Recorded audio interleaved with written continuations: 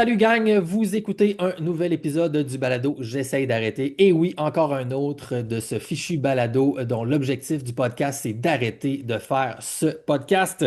On va arrêter ça bientôt en passant, c'est garanti officiel sans aucun doute. On est presque rendu à la fin. C'est juste que là, on a ouvert plusieurs parenthèses en fait là, depuis les derniers mois, depuis le mois de août, septembre et tout ça. Et étant donné que je souffre vivement de ce trouble obsessif de la curiosité compulsive que j'appelle ici à la bonne franquette, bien sûr, c'est pas un diagnostic officiel du système médical, je dois le dire. C'est autodiagnostiqué, mais ça vient à la base avec un certain trouble obsessif généralisé. Et là, étant donné qu'on a ouvert des portes mentales ou des parenthèses depuis le début du projet, eh bien, je fais partie de ces obsessifs qui veulent les fermer absolument et fermer la poignée barrée 5 fois officiellement pour être sûr qu'on a réglé les dossiers.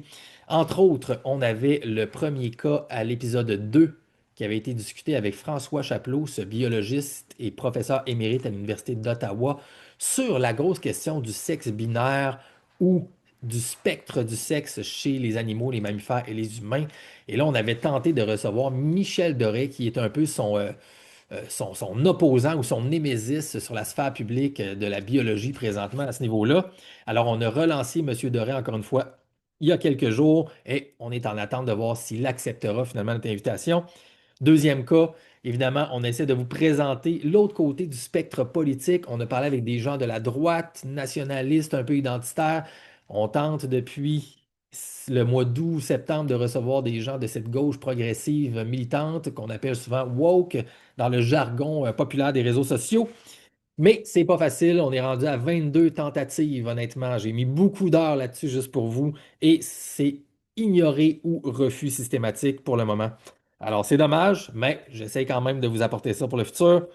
Et bien sûr, il y a un troisième cas qui nous intéresse fortement. C'est probablement une des choses qui nous intéresse le plus ici à J'essaie d'arrêter. La question des énergies, de la science, de la spiritualité, la santé globale et un peu vers où tout ça mis ensemble peut s'en aller dans le futur. Est-ce qu'il y a un changement paradigmatique mais scientifique en cours? Comment réfléchir à la spiritualité de façon peut-être un peu plus scientifique, pourrais-je dire, je ne sais pas, mais c'est un dossier qui nous intéresse.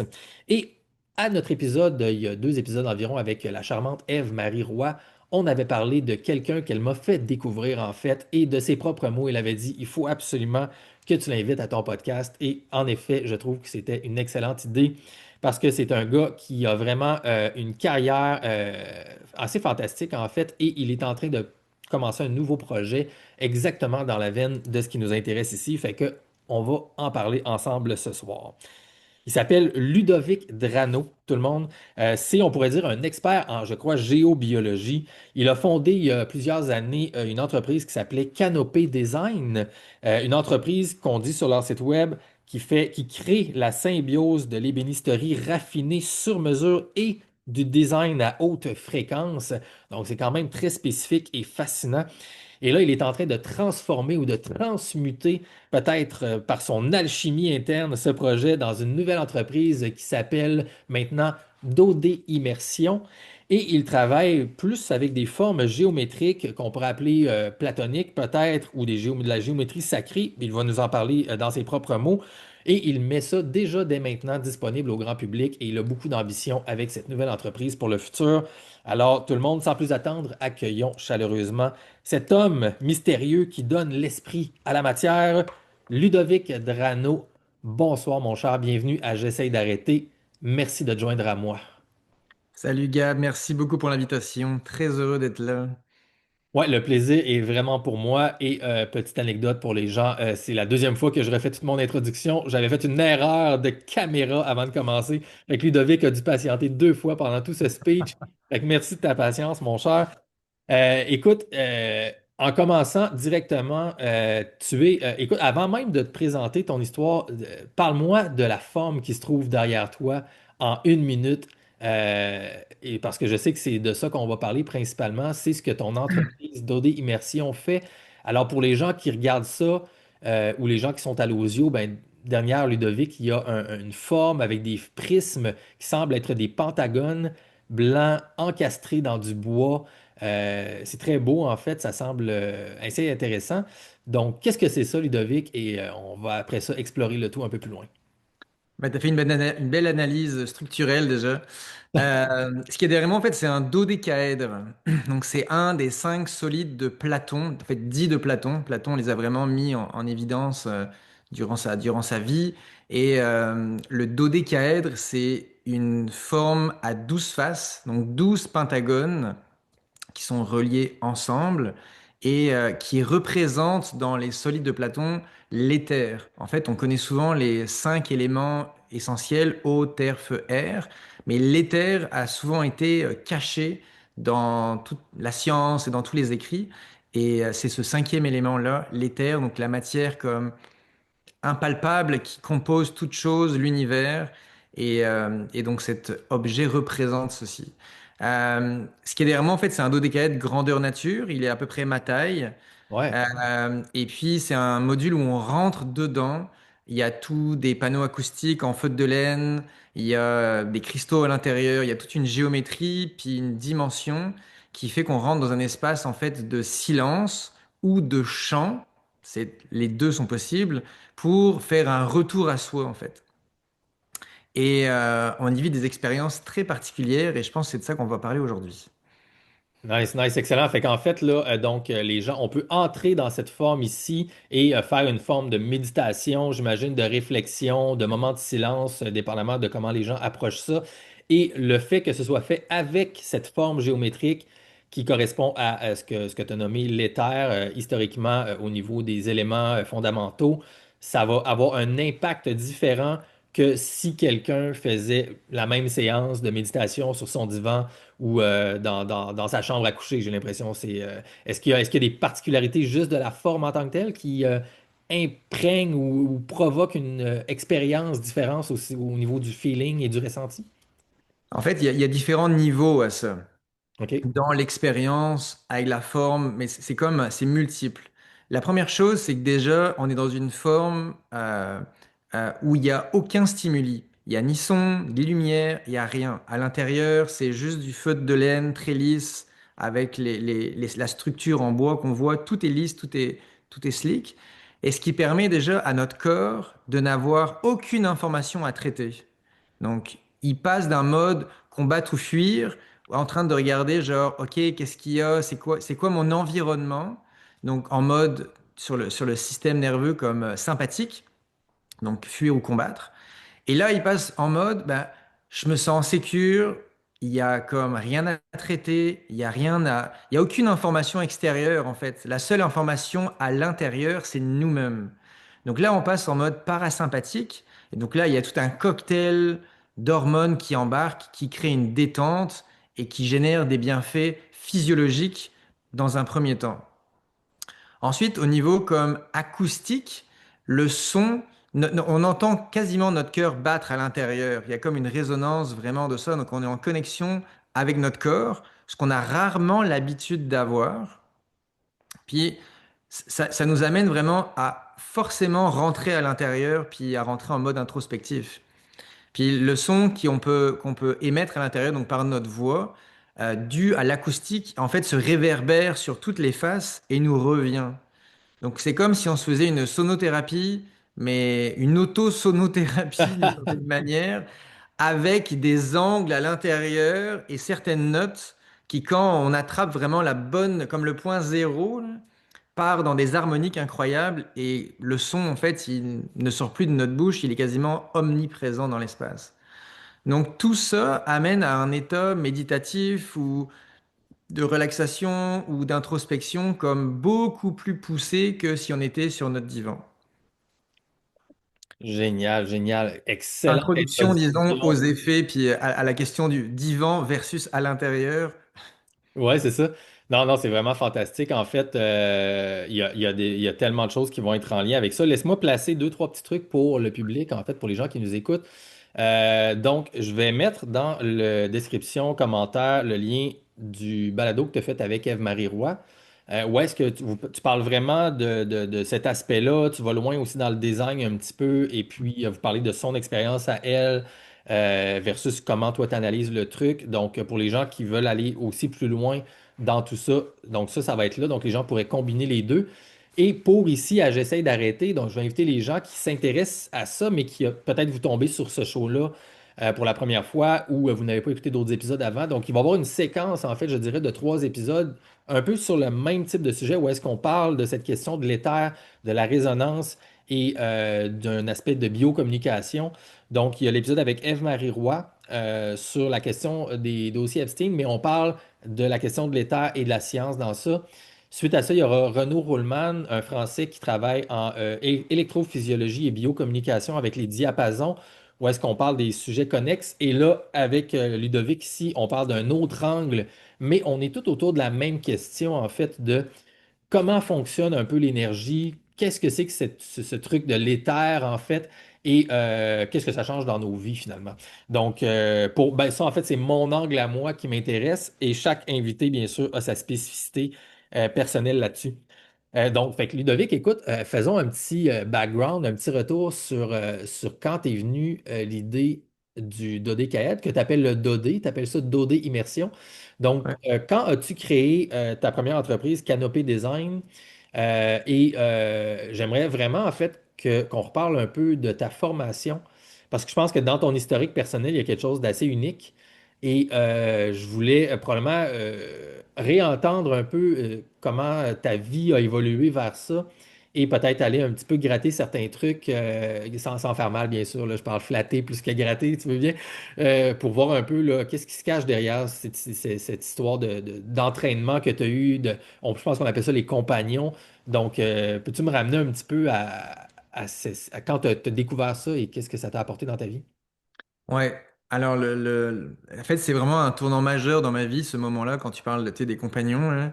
C'était à l'âge de 16 ans où j'avais un parcours scolaire très chaotique, dans un système qui fitait pas avec moi du tout, où je fitais pas dans le système en tout cas. Puis il a fallu que je me repositionne pour la suite. Et en fait, euh, je Et venais t'étais en Belgique? Non, moi je suis français. OK. Je suis français, j'étais en Bretagne, à Brest. Ah, en Puis, Bretagne, excuse-moi. Oui, excuse-moi. Je me suis mélangé. En Bretagne, pardon. puis c'est une phrase que je répète souvent, mais c'est celle qui m'a marqué. C'est comme ma mère m'avait dit comme je vais t'amener voir des gens qui aiment leur métier. Et en fait, elle m'a fait découvrir les compagnons d'une porte ouverte. Et j'ai tout de suite comme été emballé d'une certaine manière dans la découverte de ce milieu-là. Puis, pour pas rentrer dans trop de détails, là, mais en gros, les compagnons, c'est un regroupement d'artisans qui date de plusieurs siècles. On remonte jusqu'au début de la construction des cathédrales. C'était des ouvriers libres, en fait. Des ouvriers libres qui voyageaient de chantier en chantier, qui travaillaient, qui transmettaient leur métier, puis qui étaient comme pas soumis à, un roi ou un seigneur, disons, dans un endroit. Et à travers les siècles, ça a évolué avec les mœurs, avec la société, etc. Puis aujourd'hui, ça reste encore, en fait, on est une association aujourd'hui. C'est la plus grosse association artisanale, on va dire, de France, qui regroupe une trentaine de métiers de l'artisanat et a des maisons, ce qu'on appelle des maisons de compagnons, un peu partout en France, puis aussi à l'étranger. Et en fait, c'est un parcours d'apprentissage et de perfectionnement sur environ 7 ans, où tous les 6 à 9 mois, 1 an, on change de ville, on change donc de maison de compagnon et on change d'entreprise. Puis Wow. dans chaque maison, on vit en communauté. Donc suivant la taille des maisons, on est de, je sais pas, une dizaine à 120 à 150 OK. et donc différents métiers confondus. Et l'idée, c'est un peu de se confronter à la diversité, se confronter à différentes régions aussi de France, de découvrir des régions de France et l'étranger, différentes techniques de travail, et le tout dans un but de se perfectionner au niveau de notre métier, mais aussi intérieurement au niveau des valeurs et au niveau de qu'est-ce qu'est être un humain en société aujourd'hui. Et, donc, c'est ça. Donc, moi, ce parcours-là, je l'ai fait pendant 7 ans. J'ai fait plusieurs villes de France. J'étais à l'étranger, notamment en Polynésie, au Cambodge, puis je suis venu au Québec. Et donc, ça m'a amené à découvrir plein de cultures, plein d'angles de vue, en fait, et plein de différentes techniques de métier ou de bois différents. En l'occurrence, dans mon métier, ça a été ça. Donc, Donc, excuse-moi de t'interrompre. Donc tu as fait le parcours au complet de 7 ans.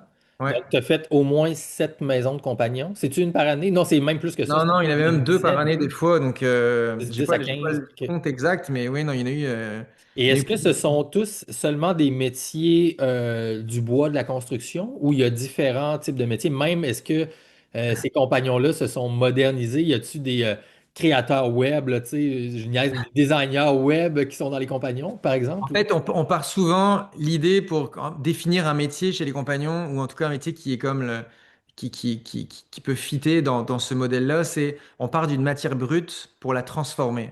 Donc, il y a tous les métiers du bois, ébéniste, menuisier, charpentier, tonnelier.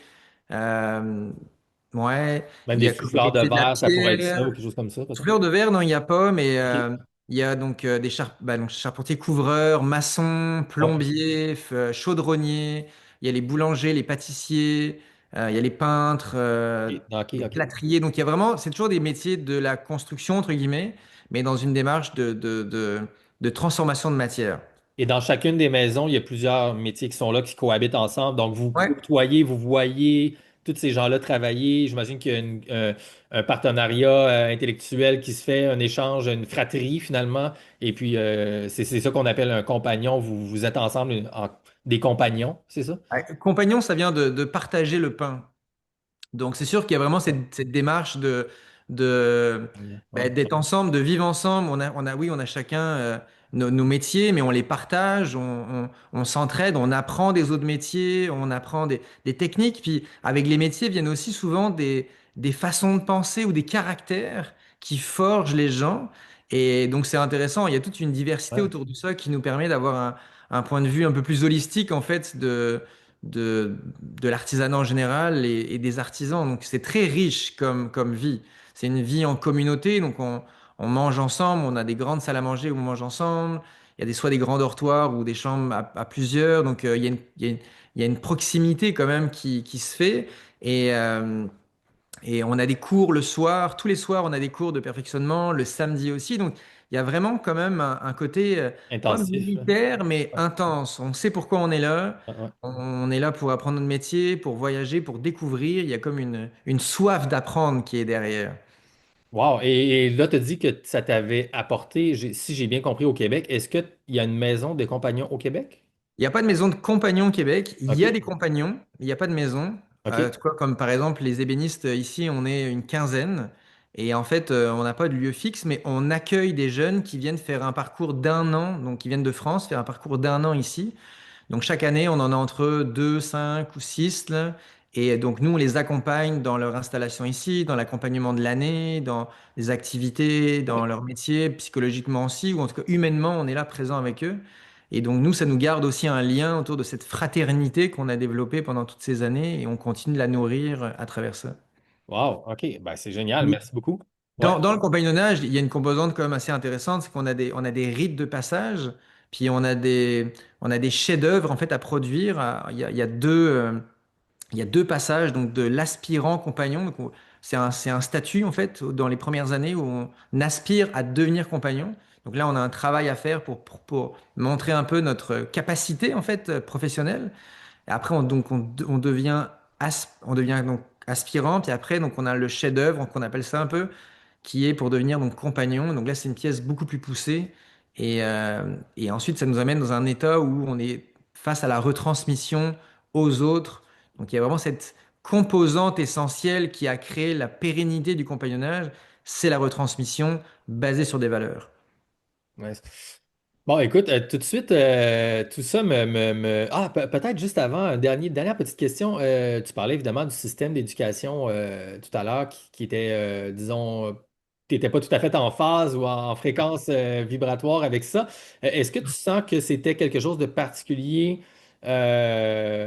chez toi ou à l'école où est-ce que tu étais? C'était-tu plus contextuel ou c'est plus généralement la façon que le système d'éducation occidentale est fait versus c'est pas quelque chose qui te parlait et tu avais juste le goût d'autre chose quand tu avais 15 16 ans, là. Ouais. Je comprends ta question. En fait, ça a vraiment été plus. Toi, quand je suis rentré chez les compagnons, j'avais encore des cours de matière générale. Puis, et en fait, je suis devenu super bon. Et c'est là où j'ai découvert que les matières générales, appliquées à mon métier, on crée un sens à l'apprentissage de telle formule ou tel calcul ou tel... Hmm. Et en fait, ça est devenu super logique dans mon système à moi de Et faire ces comme... cours-là, ils étaient à l'école, à Il l'école? était chez les compagnons, en Et les fait. compagnons, OK. Mais parce que toute ma scolarité, je fais comme, ok, je suis un cancre, je suis médiocre, je suis nul, puis on me l'a toujours répété, puis j'ai fait comme, ça a vraiment dévalorisé en fait, ça m'a dévalorisé, j'étais Ouais. en perte de confiance parce que j'étais comme, je ne fit plus dans le système ne veut plus de moi, qu'est-ce que je vais devenir? Et en fait, cette transition chez les compagnons à travers un métier où j'ai excellé et à travers même des cours généraux dans lesquels j'ai pu exceller aussi, ben, j'ai fait comme, ok, c'est pas moi le problème, c'était moi dans ce système qui ne fonctionne pas.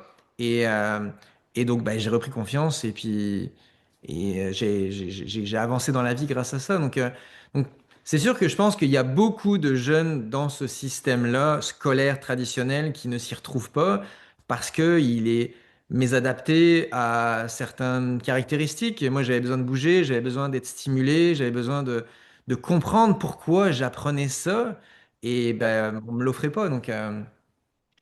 Non, en fait, ben, c'est ça, exactement. Le dernier point que tu apportes, c'est ça que je voulais dire, en fait, par là, parce que pour les gens qui ont des enfants, peut-être des nouveaux parents, etc., et qui savent pas exactement comment gérer avec leur jeune homme, même les jeunes filles, tu sais, qui sont à l'école puis qui sont démotivées, qui n'ont pas des bons résultats ou qui savent pas pourquoi étudier.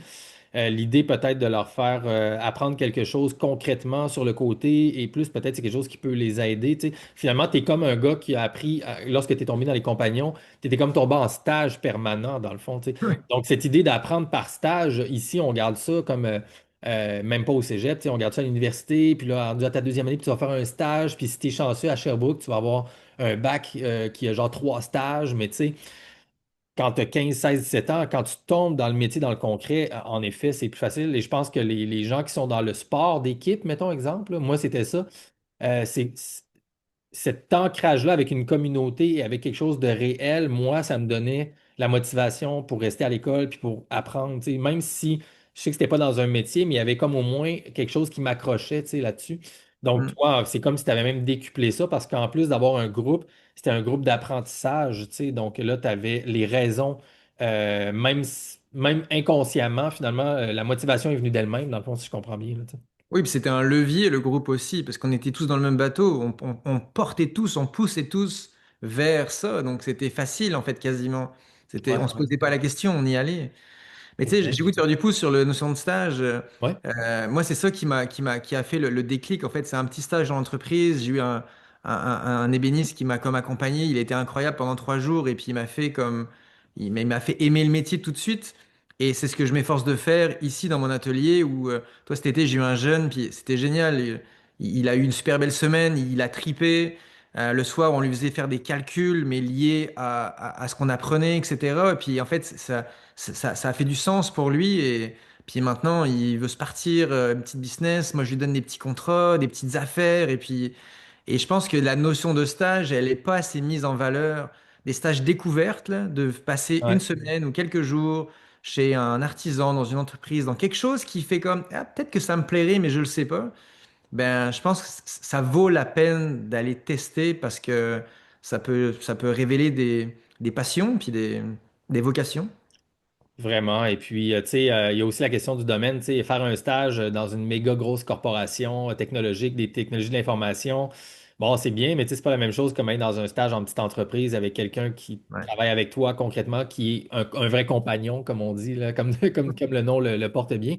Je disais avec quelques invités, justement, quand je parlais plus de politique, si j'étais le dictateur en chef du Québec de demain, je ferais un espèce de programme de stage, à place d'être une présence obligatoire militaire, là, une milice obligatoire, c'est comme des stages obligatoires en région pour les gens qui sont de la ville, tu sais, et puis aller passer du temps en région dans des petites entreprises, des choses comme ça, et que ça c'est crédité et ça te fait vivre dans nos régions, ça te donne de la vitalité aux régions, mais à l'inverse aussi, que les jeunes des régions puissent faire un stage en ville dans des trucs technologiques, peut-être plus, ou tu sais, des grosses entreprises internationales, le truc du genre, pour vraiment créer un échange, un flot dynamique, énergétique, tu sais, puis harmoniser un peu notre pays ou notre nation là, tu sais, à ce niveau-là. Fait que tu es l'exemple concret de que ce genre de choses-là peuvent changer la vie finalement des jeunes et leur donner une direction et une motivation pour le Ouais, futur. Fait que c'est génial, ça. vraiment. Ouais. Puis ça reste sur la notion de voyage, en fait. Le voyage forme la jeunesse. Puis ce dicton, il est juste vrai. Puis il n'y a pas besoin d'aller voyager le bout du monde forcément, mais juste de se sortir de notre contexte connu, surtout quand on est jeune, ben, ça ouvre des possibilités. Le cerveau, il doit faire des liens différents, là, des chemins neuronaux qui doivent se créer, puis qui amènent à d'autres réflexions. Et ouais. Ouais, donc la pluridisciplinarité et l'aspect multiculturel dans le sens de voyage, c'est vraiment quelque chose aussi qui est fantastique à ce niveau-là. Et là, si on se replace dans ton milieu de compagnon, où est-ce que tu as appris l'ébénisterie finalement comme discipline, alors entre ce moment-là et la question des solides platoniques et du dodé, est-ce qu'on t'apprenait l'ébénisterie de façon classique, travailler le... J'imagine évidemment oui, là, mais je veux dire, est-ce qu'on t'apprenait seulement le métier plus classique, travailler le bois, construire des charpentes, des édifices, des structures, ou est-ce qu'il y avait une notion déjà de forme, de géométrie dans le domaine, ta formation de compagnon? Donc, quelle était, s'il y avait présence au niveau plus géométrique versus juste classique de métier, J'aurais aimé de répondre, oui, il y a eu tout ça, de la géométrie, puis c'était poussé, mais hélas, non. OK. En fait, non, dans mon parcours à moi, ça n'a pas été présent. Et en fait, ça n'a pas été présent dans ce cursus-là, mais j'ai passé un an, j'avais 20 ans, donc dans mon Tour de France, ce qu'on appelle le Tour de France. En fait, c'est les compagnons du devoir du Tour de France. Le OK. nom exact, là, je voulais le nommer parce qu'au Québec, on a les compagnons de différents métiers, là, mais c'est vraiment pas la même chose. OK. Et en fait, donc dans mon parcours, j'ai eu un an en Polynésie, à Tahiti, où j'ai rencontré un charpentier qui n'était pas du tout compagnon, mais qui lui, par contre, était un magnétiseur, géobiologue, il connaissait les formes, etc. Et c'est vers la fin de cette année-là, en fait, qu'il m'a initié à beaucoup de choses à ce niveau-là et qui a ouvert mon parcours de géobiologue aussi. Et donc, ça a commencé à ce moment-là. Donc, Et ben, il donc, y a excuse-moi, j'ai eu un petit glitch mental. Donc, lui, il n'était pas compagnon, j'ai bien compris? Non, non, il n'était pas compagnon, mais je l'ai rencontré sur un chantier, on a Sur un chantier. sympathisé, OK. et c'est de là Qui est né, tu as eu qui a la ouvert, en graine à fait, germer, là. Ouais, OK. exact, il m'a initié à la géobiologie, il m'a mis des baguettes dans la main, puis il m'a dit, OK, bah, cherche les courants d'eau et les lignes d'énergie, puis là, ça a fait comme, OK, il y a un monde, il y a un nouveau monde qui s'ouvre à moi, et c'est suite à ça que là, j'ai fait comme, OK, il y a la matière, puis il y a l'énergie, bien que la matière est énergie, mais comme comment on va joindre les deux, puis ça a été le début de cette grande quête, en fait, cette grande aventure il y a 20 ans. Wow. Fantastique, j'adore ça en fait. Mais c'est super intéressant que ce soit pas finalement par l'aspect des compagnons que tu as découvert ça, mais que ça t'ait amené à croiser le chemin de cette personne-là. Tu sais, et finalement, c'était ta vocation, comme de quoi qu'il n'y a pas, il y a pas de hasard, il y a que des Ah, synchronicités, hein, qui sait. Et j'aime que tu as fait l'aspect entre matière et énergie, mais bien sûr de comprendre que la matière est énergie aussi, juste sous différentes formes ou différentes ouais, densités ou charges, dépendamment comment les gens voient ça. Et pour le lien, en fait, avec l'épisode plus ésotérique qu'on a fait avec Eve Maréwa, donc elle parlait exotérique versus ésotérique. On pourrait appeler peut-être la matière comme l'exotérique et l'énergie comme l'ésotérique d'une certaine façon. Et donc, tu fais partie des gens qui aiment voir où est la frontière entre les deux et idéalement l'interaction entre ces deux choses-là. C'est vraiment le genre de choses qui me fascine. Et j'aimerais peut-être te poser une dernière question sur les compagnons avant d'aller plus dans le domaine en particulier. Parce que, bon, l'autre notion qu'on peut avoir en tête de ça, c'est une notion plus historique et à la limite, je ne sais pas si mythologique est le bon mot, mais la question avec les sociétés secrètes, parlons de la franc-maçonnerie, bien sûr, etc. Donc, les anciens bâtisseurs. Donc, est-ce qu'il y a, puis là, parce que tu as parlé que les compagnons ont une histoire multicentenaire, en fait, ouais. est-ce qu'il y avait un relent de ça? Est-ce que c'est né d'une certaine tradition franc-maçonnique ou de construction? C'est quoi s'il y a lien ou il n'y en a aucun peut-être et c'est totalement un système à part qui a été mis après, en fait, sur pied pour au moins favoriser la bonne pratique de certains métiers là, Ouais. directement? Mais c'est une bonne question. Euh, c'est une vaste question. Ouais. En fait, le mode de compagnonnage, de retransmission d'un savoir-faire manuel est vieux comme de plusieurs siècles. Puis ça a toujours été en place dans des systèmes qui ont été différents d'aujourd'hui, donc moins structurés. Il n'y avait pas forcément de maison, c'était pas plus libre, mais c'était moins structuré, disons. Puis donc à travers les années, il y a eu différents compagnonnages aussi qui ont existé, qui existent toujours d'ailleurs. Puis il y a parfois eu des batailles entre différents compagnonnages pour comme avoir des villes où il y avait des embauches d'entreprises. Donc il y a eu toutes Hmm. sortes d'histoires autour de ça. Il y a eu des chefs-d'œuvre de faits comme des concours professionnels pour savoir quel compagnonnage aller avoir la ville. Donc, il y a eu plein d'histoires. Puis, il y a eu la Seconde Guerre mondiale. Et à la Seconde Guerre mondiale, avec les nazis, en fait, ils ont interdit toutes les sociétés secrètes. Donc, le compagnonnage a un peu été dissous à travers ces années. Puis, beaucoup de compagnons qui sont partis à la guerre sont décédés. Donc, il y a eu comme un peu une petite mort, en fait, de ce mouvement. Et à la fin de la guerre, il y a eu un personnage, Jean Bernard, là, qui a comme relancé le compagnonnage, mais qui l'a relancé, qui l'a structuré, qui a fédéré les différents compagnonnages qu'il a pu avoir et qui a créé l'association ouvrière des compagnons du devoir. Et donc, ils les ont recréé des rituels, des rites de passage. Puis, c'est sûr que quand aujourd'hui on regarde nos rituels chez les compagnons, il y a beaucoup de choses similaires avec les francs-maçons. Comment ça s'est fait, comment ça s'est mélangé, etc. Ça, je pourrais pas développer là-dessus, mais il y a des liens. Mais le lien qu'il faut retenir de ça, c'est pas tant le lien potentiel avec les francs-maçons, c'est que nos rituels d'initiation sont des rites de passage bienveillants qui amènent à faire vivre aux jeunes, en l'occurrence, comme des passages reliés à des symboles, reliés à des éléments, etc. Donc c'est quelque chose de très beau et très marquant et n'étant pas franc-maçon, je pourrais pas te dire exactement les détails qui se passent dans leurs rites, dans leur loge et dans les différentes loges qui existent. Mais il y a des similitudes, sauf que les francs-maçons travaillent plus sur l'aspect spéculatif, puis les compagnons plus au niveau opératif. Nous, vraiment, notre travail, c'est de polir notre pierre à travers un matériau puis eux, c'est plus comme à travers quelque chose de plus philosophique et plus psychologique. Donc c'est deux angles différents, mais qui essentiellement veulent aller au même endroit. Genre devenir des humains, des bons humains sur Terre avec des valeurs. En tout cas, la base, c'était ça. Ouais, ouais.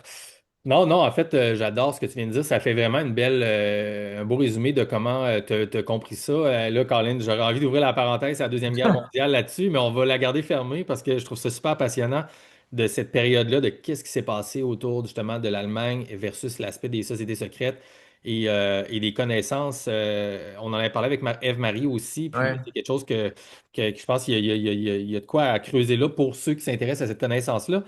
Mais revenons dans le monde actuel et moderne avec donc ton processus évolutif à toi personnel. Donc, tu as rencontré cet homme-là à l'extérieur des compagnons en France qui t'a ouvert la porte de la question des formes sacrées, de la géométrie et tout ça et de l'énergie. Et qu'est-ce qui t'a accroché là-dedans en fait? Et euh, est-ce que c'est ça qui t'a amené à créer ta première compagnie, pas création design, excuse-moi. Euh, Non, non, non, en fait, mais ça, c'était il y a 20 ans. Donc, il y a 20 ans, je faisais encore mon parcours du Tour de France. Et donc, en fait, cet homme-là, Francis, il m'a mis des baguettes dans la main, des baguettes ouais, de sourcils, des baguettes en L ou des baguettes de géobiologue. Puis il m'a dit, OK, bah, t'avances, puis tu cherches, il y a des courants d'énergie, là, cherche-en un. Puis j'ai avancé, puis ça a bougé instantanément. Puis là, dans ma tête, il y a eu un déclic, il a faire comme, waouh, qu'est-ce qui se passe là? Genre, j'ignorais que ça existait. Puis là, 2 secondes plus tard, je viens d'ouvrir un monde. Et, euh, et en fait, c'est ça que s'est passé. J'ai ouvert un monde de possibilités que j'ignorais l'existence. Et j'ai fait comme, ok, c'est fascinant, on peut travailler sur notre corps, on peut guérir, il y a des courants d'énergie qui amènent de l'énergie, d'autres qui nous drainent. On vit dans des lieux puis qui sont comme, est-ce qu'ils sont sains, est-ce qu'ils sont nocifs? Puis là, ça a créé 1 million de questions, qu'il y en a encore 2 millions que je me pose aujourd'hui. ouais, ouais. Et ça a ouvert tout un monde en fait. Et je suis retourné en France quelques temps plus tard donc pour repartir sur mon parcours de compagnon. Et là, c'était omniprésent en fait. J'ai commencé à me documenter, à me former, à tester. J'étais très autodidacte à l'époque, puis donc j'étais très curieux de tout ça. Et à partir de ce moment-là, j'ai toujours essayé de faire comme comment l'énergie peut influencer la matière ou comment la matière peut influencer l'énergie. Dans les Puis ça a deux sens. toujours été cette quête-là. J'ai fait plein d'expériences, plein de... Avec mon métier d'ébéniste, en plus, j'étais comme, OK, je vais construire des trucs, des patentes, on va essayer. Puis, donc, il y a eu toutes sortes d'idées qui ont fusé. Et puis, à travers ma vie, dans les dernières 20 ans, à travers les rencontres, à travers les formations, ou les tests, ou les expériences, ben, il y a eu toujours cette quête de comprendre l'interaction des deux et tu sais, t'en parlais tantôt, on séparait là, l'exotérisme et l'ésotérisme, puis je sais que dans notre société, on regarde, on le regarde vraiment comme ça, puis j'ai toujours un malaise avec ça en me disant comme, ouais, mais c'est la même chose, là, genre la physique quantique nous l'amène, c'est la même chose, là. Il n'y a pas de différenciation parce que en nommant cette dissociation, ça crée un clivage entre les Exact. spirituels puis les matérialistes. Ouais. Mais on crée encore deux cases et on crée un conflit d'une certaine manière. Donc, le fait de ramener les deux ensemble, juste c'est un tout qui se diffracte sous différentes formes que notre système perçoit. Il y a des perceptions d'énergie très dense, qu'on appelle la matière, puis il y a des perceptions d'énergie plus subtiles qui se nomment autre chose et qui sont aussi des informations. On le voit, les ondes sont des informations, pourtant on ne les voit pas, mais elles existent. Donc on a dans notre réalité quand même des informations existantes qu'on ne voit pas et d'autres qu'on voit. Donc, mon but, c'est aussi de ramener ça, en fait, dans notre langage et dans notre perception de, attends, c'est quoi au bout du compte la matière? Comment ça marche? Puis la physique quantique nous aide énormément en ce moment à défricher et à cadrer et structurer tout ça. Je suis vraiment heureux en fait que tu aies fait ce petit speech-là pendant les 2 dernières minutes parce que je suis 1000% sur cette ligne-là en fait. C'est pour moi une des choses qui m'intéresse le plus, c'est comment est-ce qu'on peut ramener et que nos générations actuelles et futures puissent transformer un peu leur psychologie par rapport à cette distinction-là, qui est une distinction pas aléatoire, mais qui est une distinction qui ne doit pas être en fait tranchée comme noir ou blanc. C'est vraiment une question de degré, de densité à ce niveau-là, et même au niveau, tu sais, de comment est-ce qu'on peut enseigner ça dans le système scolaire et de par la physique, la compréhension de la physique et tout ça. Donc, on est vraiment sur la même ligne à ce niveau-là, là-dessus. Mais Et je te relance parce que je ne peux pas m'empêcher de te relancer là-dessus. C'est comme la réponse, c'est l'expérience. Amener les jeunes dans ouais, l'expérience de vivre ça. Puis ce que Francis a fait pour moi il y a 20 ans, me mettre des baguettes dans la main, puis il y avait comme, allez, avance, puis trouve-moi une ligne. Ben ça a été l'expérience marquante qui a créé ce déclic et qui a fait dans mon système ok, je peux plus douter, là. Genre, je viens de le vivre dans mes cellules, là. Je le vis, puis je le reteste, puis ça marche encore. Et c'est exactement ça que je fais avec le Dodé ici. C'est je fais venir des gens vivre une expérience. Je leur enseigne rien, là. Il n'y a pas de teaching, il n'y a pas de religion, il n'y a pas de quoi que ce soit. C'est comme ils vivent une expérience cellulaire à l'intérieur. Et cette expérience-là, elle est indéniable pour eux après. Elle existe dans leur vécu. Puis ouais. ça, là, c'est pas mental, là. C'est dans le corps. Yeah, yeah.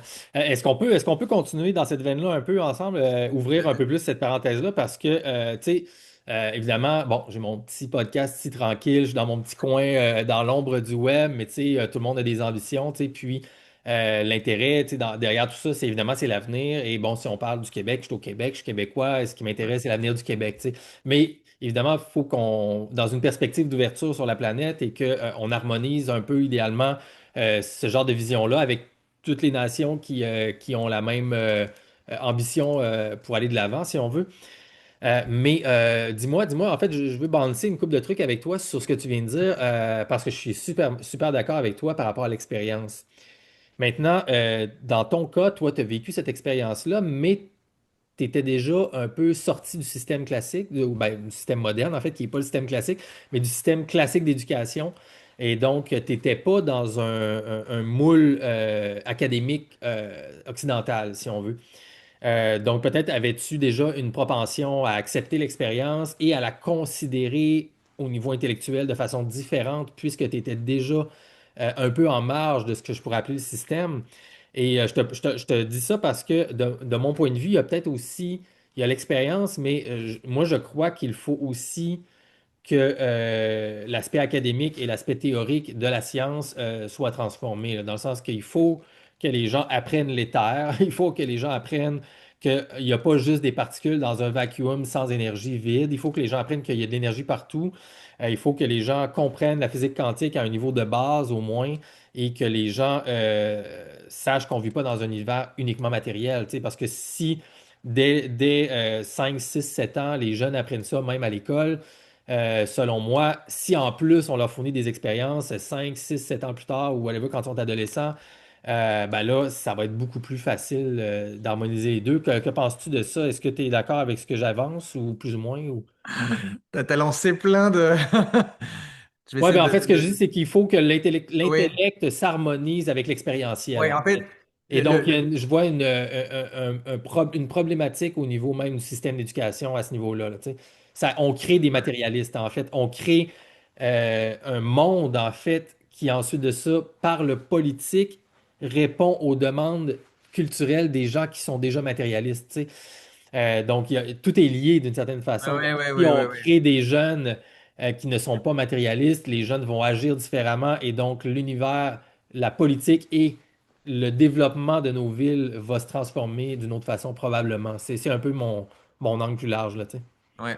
Mais dans ta question initiale, j'entendais, est-ce que parce que je suis sorti du système conventionnel, que j'étais plus réceptif à ce genre d'expérience? Ouais, Il est difficile de le nommer parce que j'étais là où j'étais, donc j'ai pas forcément de recul là-dessus. Ce que je sais, c'est que souvent, je fais l'expérience que moi j'ai vécue il y a 20 ans, je la fais vivre à d'autres régulièrement, à des jeunes, à des très jeunes, à des moins jeunes, à des ados, etc. Je leur mets des baguettes dans les mains, là, puis je leur fais comme, OK, on va se faire un petit cours d'initiation rapide, là, puis on va tester des trucs, là, puis tu vas voir, là.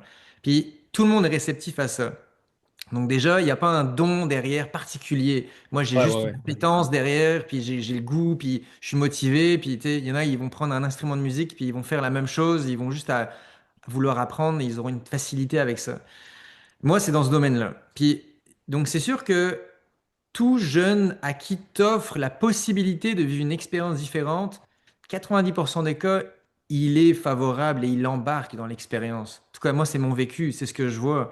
Donc, c'est sûr que on n'a pas de structure actuelle qui offre ce genre d'expérience dans un cadre académique où on est capable de toucher bien plus large. Parce que c'est pas moi, en faisant 10 personnes par année, en faisant Ouais, tester ça, que je vais changer le Québec, là. Mais donc, c'est sûr qu'un modèle, mais on voit loin, là, si on parle de ça, c'est comme, c'est une vision, on est loin à ce moment, on est loin de la vision qu'on s'imagine, ouais, mais effectivement, il y aurait comme cette notion de, tu sais, même des cours de biologie, c'est comme, ça devrait être des cours de géobiologie ou de juste notre corps, on apprend les organes, ok, c'est bien, mais on est une structure électromagnétique qui génère de l'énergie, qui, qui, qui comme évolue suivant notre environnement, nos pensées, nos paroles, ce qu'on mange, les gens à qui on est, etc. Donc, juste cette notion-là de perception de ça viendrait amener des compréhensions sur nos émotions. Puis, en tout cas, on rentre dans un monde, je sais pas si tu veux qu'on aille là, ah ben mais, alors, écoute, moi je veux déjà là, je suis comme bon ben quand il faut aller dans tous ces endroits, Ludovic. Alors j'espère que tu n'as pas prévu de dormir cette nuit parce que je te garde jusqu'à 8 heures demain matin. allons-y, c'est Alors je bon. blague. Non, mais en fait, c'est fantastique ce que tu dis. Tu sais, évidemment, oui, tu sais, je joue sur plusieurs niveaux, en fait, comme tu dis, et il y a une question d'objectif, tu sais, vers Ouais. où on va aller. Et dans ma sphère d'intérêt à moi, bon, si on est pour fédérer des gens, est-ce qu'on peut parler autour de groupes pluridisciplinaires? Parce qu'il y a des choses qui se passent présentement, là, tu sais, il y a des petits partis politiques qui émergent avec des visions assez différentes de la politique centralisée actuelle. On a certains regroupements autour de gens comme Nicolas Tétrault, je ne sais pas si tu as suivi, c'est lui qui, son fils avait eu en tout cas presque un accident presque mortel. Ben, lui, il a parti un groupe pour ouvrir des cliniques partout au Québec et à l'international avec des chambres hyperbares, mais là, il se part un groupe de réflexion plus politique aussi. Donc, il y a beaucoup de choses qui bougent là-dessus. Et moi, j'essaie de voir, OK, est-ce qu'on a une espèce au moins un objectif commun, tu sais, harmonique, où est-ce que les gens peuvent avoir, OK, ouais, on veut globalement se diriger vers quelque chose comme ça, vers le futur. peu importe ce sera quand. Et puis là, ben, ensuite de ça, on fait des petites étapes là, tu sais, pour se rendre là, là-dessus. Donc, ça, c'était juste pour te dire, oui, en effet, on est très loin du compte, si on veut, mais en ayant, évidemment, en visant, whatever, la Lune, ben, tu peux atterrir dans les étoiles, comme il y en a qui disent, là, ou en visant la perfection, eh bien, c'est comme ça que tu peux au moins t'en rapprocher par étapes par la suite, d'établir un plan et des stratégies à ce niveau-là. Donc oui, il y a beaucoup de choses dans ce que tu as dit que je veux qu'on regarde, mais peut-être par le plan, ben, en fait, bon, là, tu vois, là, on dirait que je sais plus quel bout prendre. Mais moi, je peux t'amener par un bout. Ouais, ben, ouais, ouais, vas-y, vas-y. J'ai Ouais, une anecdote pour toi, parce qu'on parlait du système qui crée des matérialistes. Tu as nommé ça tantôt, mais j'ai trouvé intéressant. ouais, Puis, tu sais, pendant, on va dire, les 15 dernières années, là, j'ai été donc géobiologue aussi comme ébéniste. Bah, j'étais ébéniste, puis aussi géobiologue, on va dire. Puis, tu sais, juste pour faire une parenthèse là-dessus, la géobiologie, c'est comme l'art de diagnostiquer les courants d'énergie dans les lieux. Puis, il y a plein de courants d'énergie différents, certains qui nous donnent de l'énergie, d'autres qui nous drainent.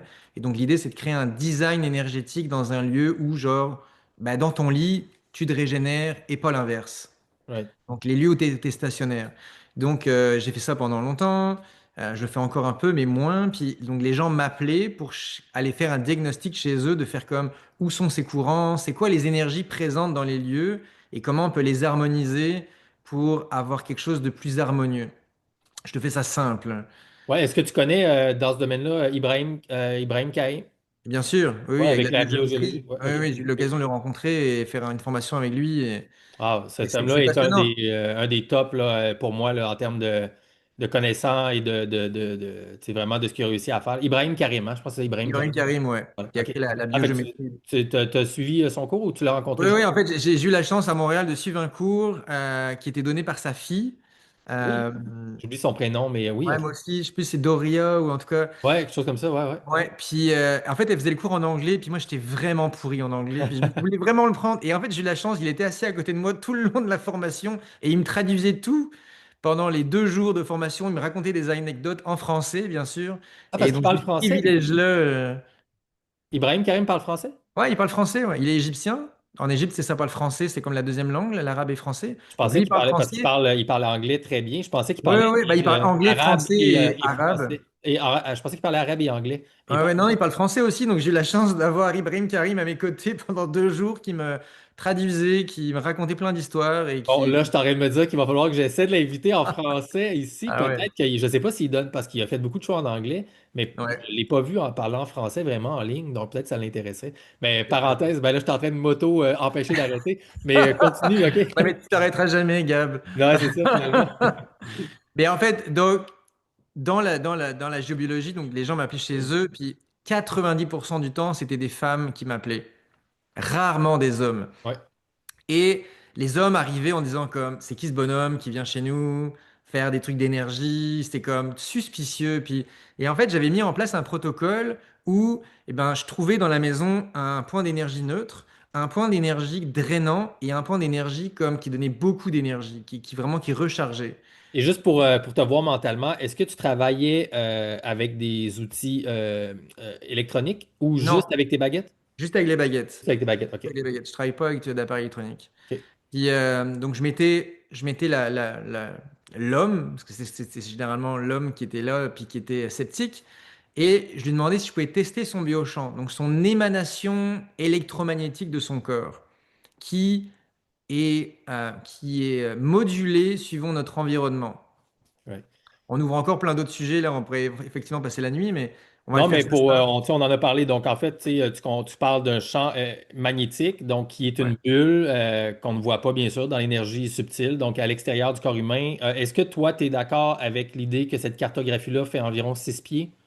C'est-tu quelque chose que tu as remarqué? Je sais que ça varie, là. Évidemment, ça dépend des Ouais, ça ferait compétences. du sens, 6 pieds environ. Ça Ouais. fait 6 pieds, disons, au neutre. Et Exact. c'est Ben, en là, fait, c'est c'est là. la frontière principale parce qu'en fait, ce champ-là est holographique aussi. Exact. Right. Mais il y a comme un champ principal, si on veut, qui se Ouais. délimite après ça à l'intérieur et à l'extérieur. Et est-ce que tu connais Eileen McCusick? Non.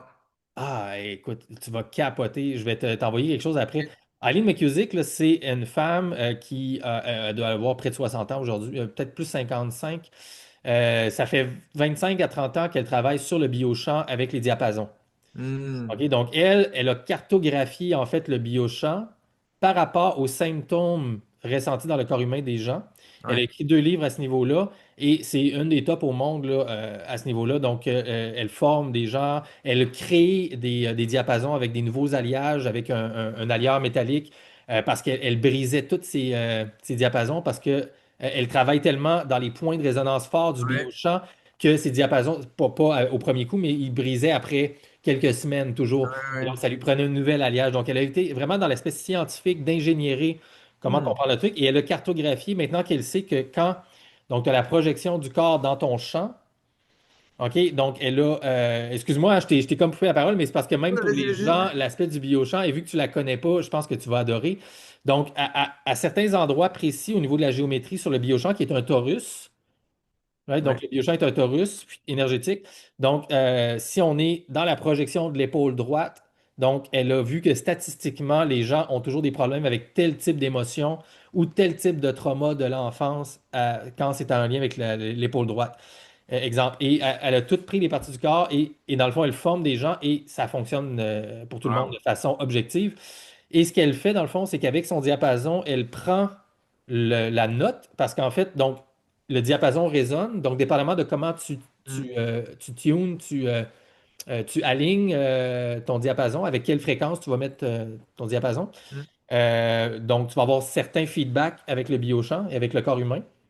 Et donc, lorsque tu arrives avec un endroit, exemple, elle a une note, whatever, le dépendamment de la fréquence, peu importe, mais là, elle a une note harmonique. Et là, quand tu arrives, exemple, au point de l'épaule droite, la personne a mal, la note change et on l'entend. Donc, la note devient disharmonique et donc ça lock.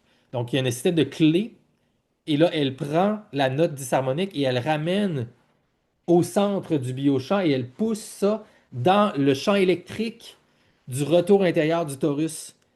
Et Hmm. donc, l'énergie naturelle du torus prend cette vibration dissonante et le filtre par le point zéro qui est en dessous Wow. du cœur.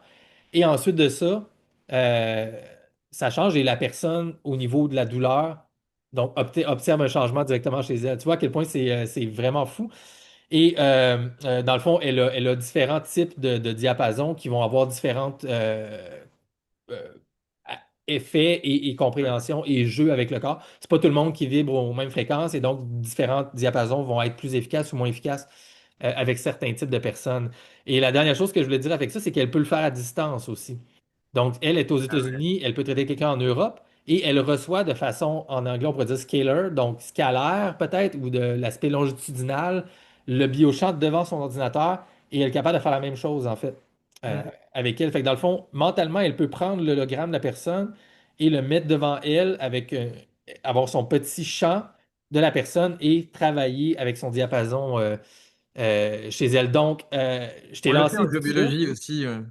Ben, c'est ça, en fait. Fait que je voulais te lancer ça pour voir un peu avec où tu t'en allais, Ouais. qu'est-ce que ça t'inspire, l'idée du biochamp versus où tu t'en allais avec tout ça. Mais en fait, c'était juste pour revenir sur l'aspect t'es des Ouais, matérialistes qui parlaient, puis même si j'aime pas ce terme-là, mais je reprends comment comme tu l'as nommé. Mais tu sais, en faisant ce test en fait sur différents points d'énergie différents, donc distincts, donc neutres, qui donnent de l'énergie, qui prennent de l'énergie. Là, je mettais les gens dessus et je leur testais le biochamp. Et ils voyaient bien que le point neutre, il y avait à peu près ce 3 pieds devant eux, là. Sur le point qui draine, ben là, je me rapprochais quasiment à 1 pied de leur corps. Et quand ils étaient sur le point qui dilate, des fois, j'étais comme à l'autre bout de la pièce. Donc, ils avaient un visuel de qu'est-ce qui se passait. Et en plus, c'était des points tellement différents dans l'énergie qu'ils le sentaient, même si c'était des matérialistes, en ouais, fait. Et là, ouais, c'est ça. en eux, ça faisait comme, OK, ouais, j'ai senti quelque chose, là. Puis c'était juste ça. Mais il y a eu un déclic corporel. C'est dans leur corps qu'ils ont ressenti, pas dans leur tête. Je leur ai pas fait un enseignement sur quelque chose. Ils l'ont ressenti eux-mêmes. C'est leur propre expérience. Donc c'est ça qui est intéressant. Puis ça ouvre à plein de sujets. Tu as nommé le biochamp. Puis en tout cas, je vais être curieux d'aller découvrir ses travaux à cette dame. Puis on est capable, effectivement, tu sais, moi je fais des puits, donc, je suis sourcier, je fais des puits à distance, à l'autre bout du monde, et ça Qu'est-ce que marche en tu veux fait. dire par faire des puits, excuse-moi? Ben, dans le sens d'aller ce qu'on appelle piqueter un puits sur une carte en disant à cet endroit-là, on peut aller creuser, il y a de l'eau. Et de la bonne eau avec une telle profondeur, puis tel débit, etc. La même chose que cette dame. Hélène, c'est ça que tu disais? Ouais, Eileen McCusick, ouais. Eileen fait, parce que en fait, on rentre dans des sujets un peu flyés, là, mais et en fait, Ah, c'est pour là où on moi, se rend compte c'est que de la physique. l'espace-temps n'existe pas vraiment et qu'on a accès à ces informations-là. Puis on a accès pas juste parce qu'on y croit, parce que l'expérience nous prouve que ça marche. Et Et en fait, excuse-moi, mais juste pour que pas te rassurer, mais juste pour que tu saches, moi, bon, j'essaie de suivre beaucoup de physiciens et de mathématiciens présentement à l'intérieur et à l'extérieur du système, mais il y a des gens très, très sérieux qui sont dans le système présentement. Il y a un groupe là qui sont là et puis qui ils martèlent depuis plusieurs années maintenant que c'est officiel que l'espace-temps était une fausse bonne idée. Ça ouais, n'existe pas comme on le pensait, ce n'est pas linéaire, il n'y a pas de choses comme l'espace-temps. Donc, entre autres, des gens comme Donald Hoffman, si les gens ne connaissent pas, qui veulent regarder ça, et Stephen Wolfram et d'autres personnes comme ça.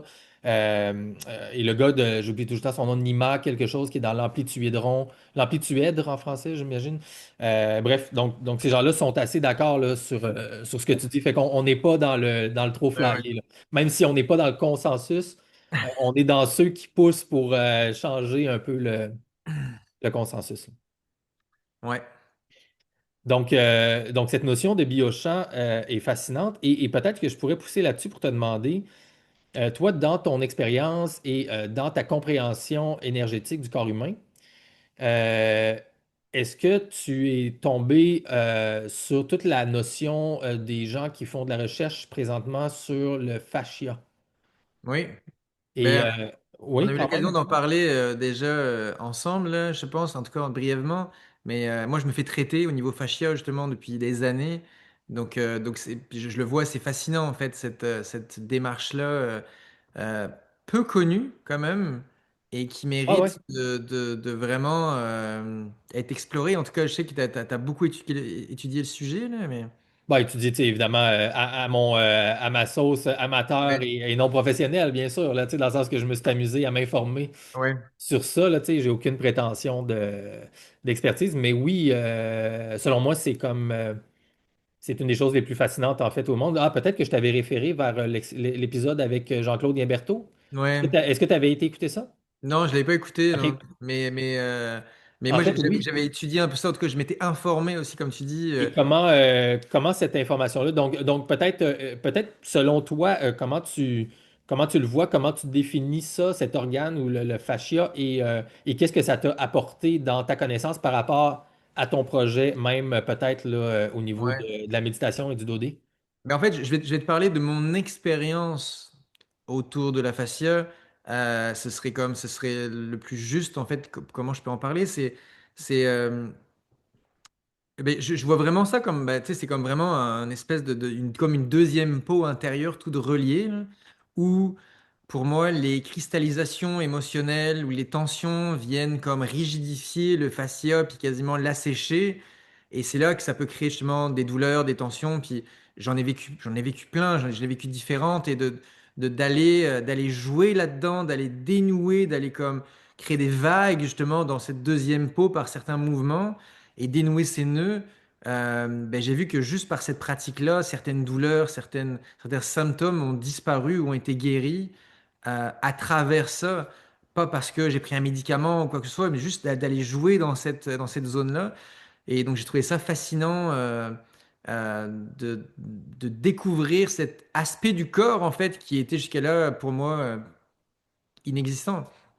Puis le lien avec comment je le conçois, avec l'expérience, on pourra en revenir là, parce qu'on pourra revenir sur le biochamp aussi avec le dodé, on pourra revenir avec la géologie. Il y a plein de points connexes là, mais sur l'aspect du fascia, c'est comme, je pense que dans un état de détente en mode parasympathique, donc vraiment en mode le système comme fait comme pas un shutdown, mais vraiment comme ce calme ben là, le corps a la Ouais, c'est le capacité. mode repos et digestion, là. Si on y va en Ouais, termes classiques, là, plus biologiques, là, donc tu as le ouais, mode fight or flight en anglais, donc exact. frapper ou se battre ou Combattre ou fuir. fuir, exact. Puis le mode rest and digest, donc repos et digestion, qui est le mode parasympathique, donc c'est le mode méditatif en même temps, là, si on C'est veut. le mode méditatif, mais dans ce mode-là, l'énergie du corps qui était destinée auparavant à être toujours aux aguets, toujours prêt à mettre du sang dans les muscles pour comme courir vite Ouais, ou juste traiter l'information au niveau du cerveau puis de nos sens, ben là, toute cette énergie-là, elle peut être rediffusée dans le corps dans des parties qui ne sont pas traitées parce que comme s'il y avait une quantité d'énergie X, puis ben, il fallait l'allouer là où c'était le plus exact. vital. Et donc, dans cette détente-là, eh ben, ces parties-là peuvent être justement prises en considération, soignées. Il peut y avoir des afflux de sang à des endroits, des afflux d'énergie, etc. Et donc, la détente du fascia peut aussi s'opérer dans ce moment-là. Puis ça, c'est vraiment un aspect qu'on observe énormément, une détente profonde que des gens ont jamais vécu en fait. Ils se sont Hmm. tous détendus, relaxés, mais ce niveau-là, les gens ressortent en faisant comme, hey, je me souviens pas avoir vécu ça, cette telle profondeur-là.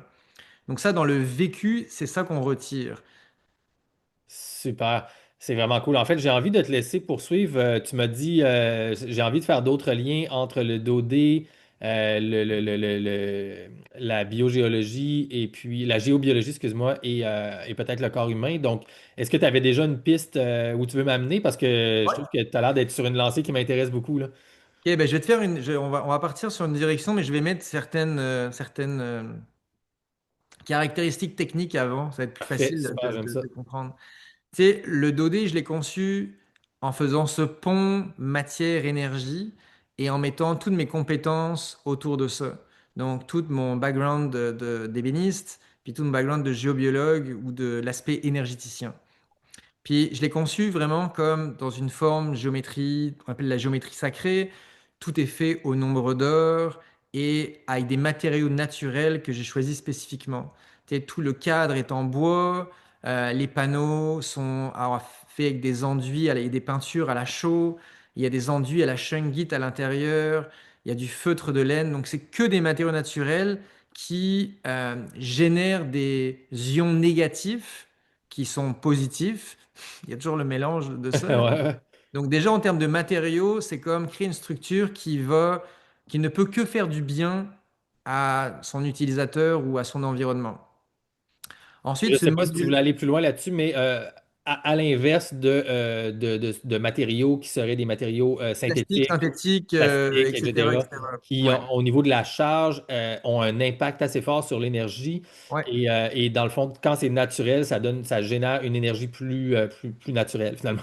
Ah, ouais, mais en fait, on peut parler juste d'ions Plus en négatifs termes et d'ions d'ions positifs. positifs. Puis tu sais, les ions positifs, c'est ce que génère comme, tu sais, on a notre ordinateur là qui émane, tu sais, comme de l'air, etc. C'est ce qui pollue, les, qui pollue l'air d'une certaine manière. Et Ouais. des fois, d'aller prendre un bon bol d'air dehors, ben, c'est se recharger d'ions négatifs.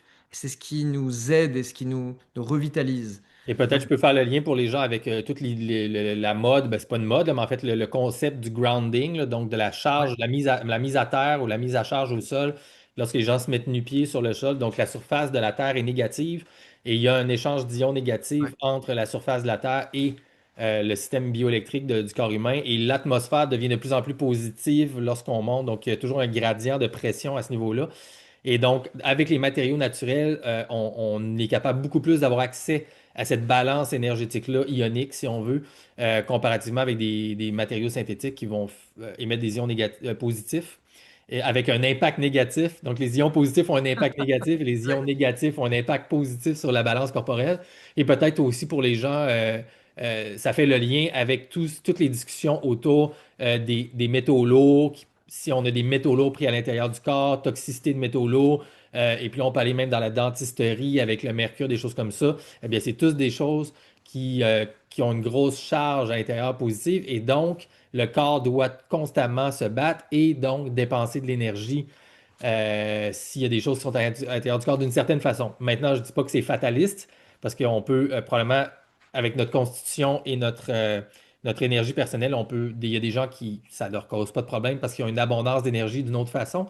Ouais. Mais au niveau holistique, là, donc, ça peut faire un lien avec tout ça. Mais tu sais, de base, la réflexion, c'est faire des choix en fait.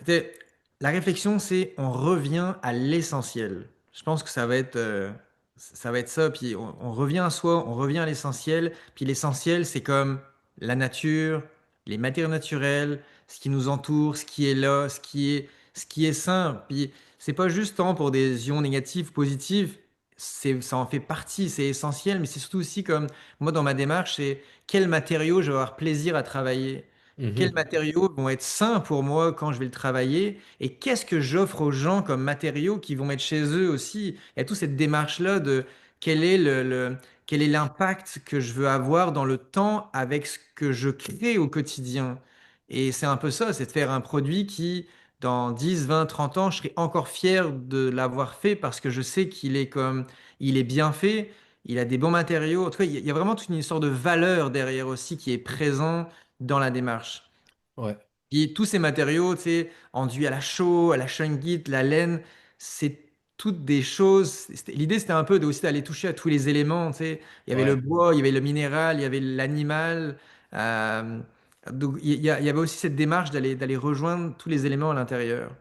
Puis, donc, toute cette structure, elle est posée évidemment sur des courants telluriques, ce qu'on appelle des croisements telluriques, donc qui sont des nœuds, qui sont le point de jonction entre différentes lignes qui passent. Et ces nœuds-là, ces croisements telluriques, ont un énorme potentiel énergétique. C'est comme si en se rejoignant, là, ça crée comme une espèce de vortex d'énergie qui monte. Et Ah, ben, je pense soit, que c'est pas comme si, je pense que c'est littéral, en fait.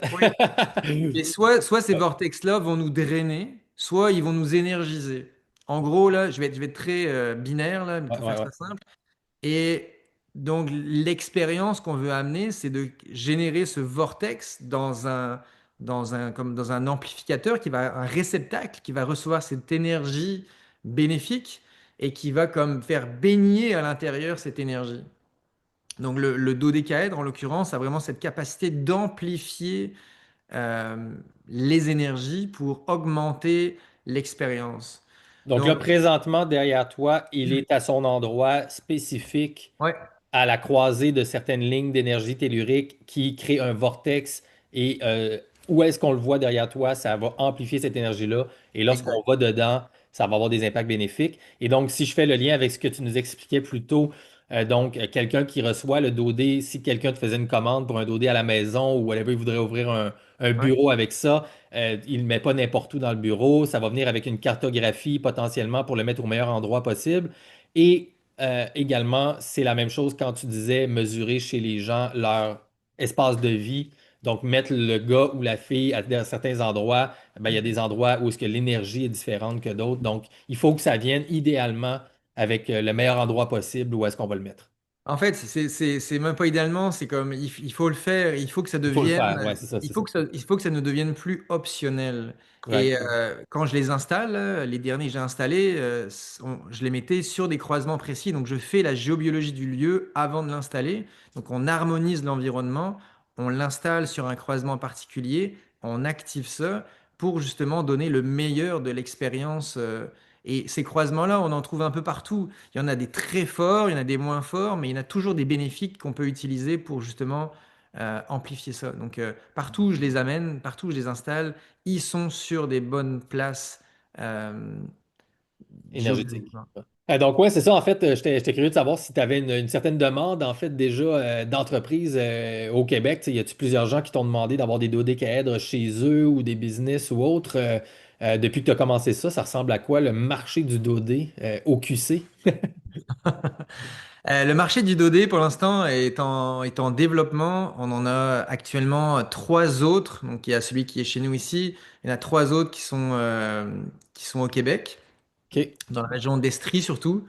Puis Estrie, Chez des Nord-Sherbrooke. particuliers?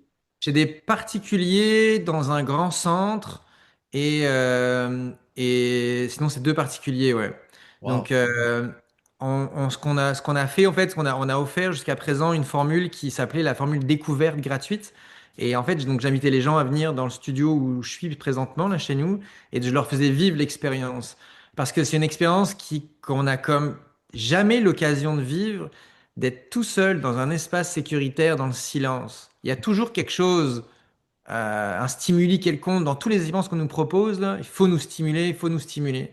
Donc, pour répondre à ta question, on a vraiment mis l'emphase là-dessus, sur faire connaître en fait notre expérience, faire connaître c'était quoi le Dodé, c'est quoi qu'on veut amener, ce que les gens vivent. On a passé plus de 100 personnes depuis le début du lancement, donc il y a quelques mois, qui sont venues le tester, qui ont vécu l'expérience, qui en ont parlé à d'autres. Puis en fait, tous ces personnes-là qui sont venues, c'était juste du bouche à oreille, parce que ça les avait tellement marqués, tous différemment par contre, ils ont tous une des expériences uniques, puis c'est ça qui est vraiment beau, mais ils en parlaient à leurs proches venaient, et ainsi de suite, ainsi de suite. Donc Nice. là, on a une vision de développer ça, d'essayer de pouvoir rentrer en entreprise, parce que en entreprise, pouvoir te prendre un 15-20 minutes dans un silence total, te recentrer sur toi-même, là, te reconnecter à toi, ben forcément, ça te rend meilleur dans ce que tu as à faire, dans tes interactions, juste avec toi-même déjà, là. Donc, entreprise, on est en discussion avec des spas aussi pour. Ouais, ben je peux-tu plugger dans des spas, pas avec le café, hein, pas avec Joey. Ah non, pas ouais, Ok, avec Joey, excuse-moi. on discute de nouveaux projets justement. OK, OK. Parce Joey que qui est venu pour, sur pour la les gens, chaîne ouais, là. j'ai reçu, je crois que c'était à l'avant-dernier épisode de Noël, si je ne me trompe pas, tout le monde, avec Joey Kaz, qui est un gars qui est à fond dans la méditation, hypnose, et puis qui veut développer des entreprises holistiques, aussi voir à saveur positive pour l'avenir, autant que possible. Eh bien, lui, il voulait ouvrir, c'est ça, des cafés, sauna café, en fait. Et peut-être l'idée, en fait, d'inclure un concept avec un dodé ou plusieurs dans ça aurait pu être intéressant. Et je pense que vous avez eu l'occasion de vous parler aussi. Donc, il y a de la Oui, oui, synergie entre différents invités de J'essaie d'arrêter. C'est le fun à voir. ben, clairement. Puis oui, on a eu une belle connexion avec Joey. Puis on développe justement, on développe des idées en tout cas ensemble pour diffuser le projet qu'il est venu essayer. Puis ben, en fait, il a vécu aussi. C'est ça qui se passe, c'est qu'il a vécu puis il a compris en fait, il a ressenti La c'était quoi force. qu'on faisait derrière l'expérience. Et il s'est dit comme, ok, bon, je le laisserai en parler plus. Là, je vais pas parler pour lui, mais disons ça a ouvert plein de possibles. Donc donc oui, des saunas café, dodé, des spas, entreprises, donc tout le niveau corporatif, pour des retraites aussi corpo, pour des retraites de bien-être, pour des centres de méditation, de yoga, des hôtels, Je rêverais de rentrer dans les hôpitaux ou dans les écoles, puis d'aller pouvoir offrir en fait ce genre d'espace de bien-être dans des zones qui sont toujours parfois chaotiques. Donc on n'a pas trouvé de limite en fait à des lieux qui pourraient offrir ça. Là, on est juste dans la démarche de se faire connaître, puis de diffuser ça et de faire venir les gens chez nous pour qu'ils le vivent l'expérience. Parce que je peux en parler comme ça dans un podcast pendant des heures, mais tant que c'est pas vécu, Ouais. le feeling là, de ce qui s'y passe est difficilement descriptible. Wow. Et mettons pour si quelqu'un nous écoute qui a une entreprise, n'importe quoi, ou même un particulier qui a les moyens, là, si on ne se le cachera Ouais. pas, est-ce que tu peux publiquement donner un ordre de grandeur? Quelqu'un qui dit je veux le service clé en main avec l'évaluation énergétique. On Non, sait tous, je ça coûte. donnerai pas je donnerai pas un prix là parce que tu sais, ton podcast il va Ok. sûrement durer encore 10 ans, puis les choses peuvent évoluer, ça Ouais, dépend ouais, où. ouais. Donc, Ben, j'allais dire, mettons, en 2026, on est-tu aux ordres de 2000 pièces ou on est aux ordres de 20 non, 000 non, ou on est plus 50 aux 000 ordres, ou, tu on est sais, plus aux ordres de 15 000. 15-20 000, mettons, quelque chose du genre. OK, Ouais, parfait. ouais. Ben, on verra pour la suite, mais mettons, on parle juste fenêtre 2026 et Ouais, présentement là, pour juste exact. quelqu'un qui se dit je l'ai-tu les moyens ou je les ai pas, tu sais, et peut se donner. Ouais. Non, quelqu'un qui Et en s'attend fait, à ce que ce soit 850 pièces, on n'est pas là, tu sais. non, non, effectivement, non, non, c'est comme. Puis tu sais, c'est tout un projet qu'on a breveté aussi. Il est breveté Canada, États-Unis, on l'a breveté en Europe, on le développe dans Hmm, d'autres pays du monde aussi. Donc on a cette vision-là de le déployer à l'international. On espère bien ouvrir l'Europe à la fin de l'année 2026. Donc il y a aussi cette vision de pouvoir répandre ça, de trouver des collaborateurs qui comprennent, qui ont vécu l'expérience et qui veulent l'offrir à d'autres, en fait. C'est un peu ça notre credo. C'est comme de... Moi, quand j'ai créé ce projet-là, il y a 10 ans, ça a été vraiment... Je voulais que les gens rentrent à l'intérieur, puis récupèrent quelques pourcentages de leur mémoire, de qui ils sont réellement, qu'est-ce qu'ils ont vraiment envie, et qui ressortent de là, qui retournent dans le monde en posant des actions plus alignées, parce que eux-mêmes plus alignés sur qui ils sont, intègrent à eux-mêmes, ben là, tu as une clarté de ce que tu dois poser comme action, comme état d'être, etc. Et donc, c'était un peu ma manière de changer le monde, une personne à la fois, à travers le passage dans le Dodé, de gens qui comme se souviennent, ou qui se réalignent et qui œuvrent. Donc, la vision de le diffuser, c'est pas tant une vision business.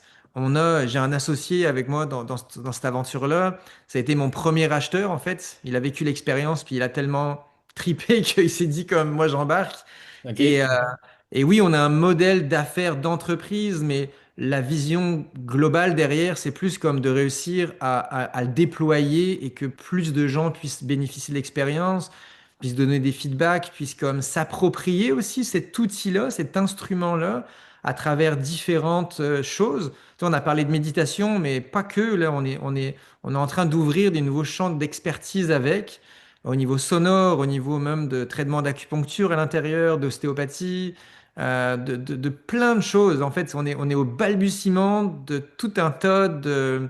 Ça devient un instrument, en fait, pour plein de pratiques. Et c'est là où on rentre dans la santé holistique. Donc, notre but, c'est vraiment de déployer ça et de rendre ça accessible comme un amplificateur de conscience, un amplificateur de guérison ou juste d'expérience, de retour à soi. Ah, écoute, tu touches tellement trop de cordes parfaites à l'intérieur de mon être. Je vibre à l'harmonie de tes paroles. Et en passant, ça, c'était la bande-annonce, clairement, du podcast que tu viens de nous faire là.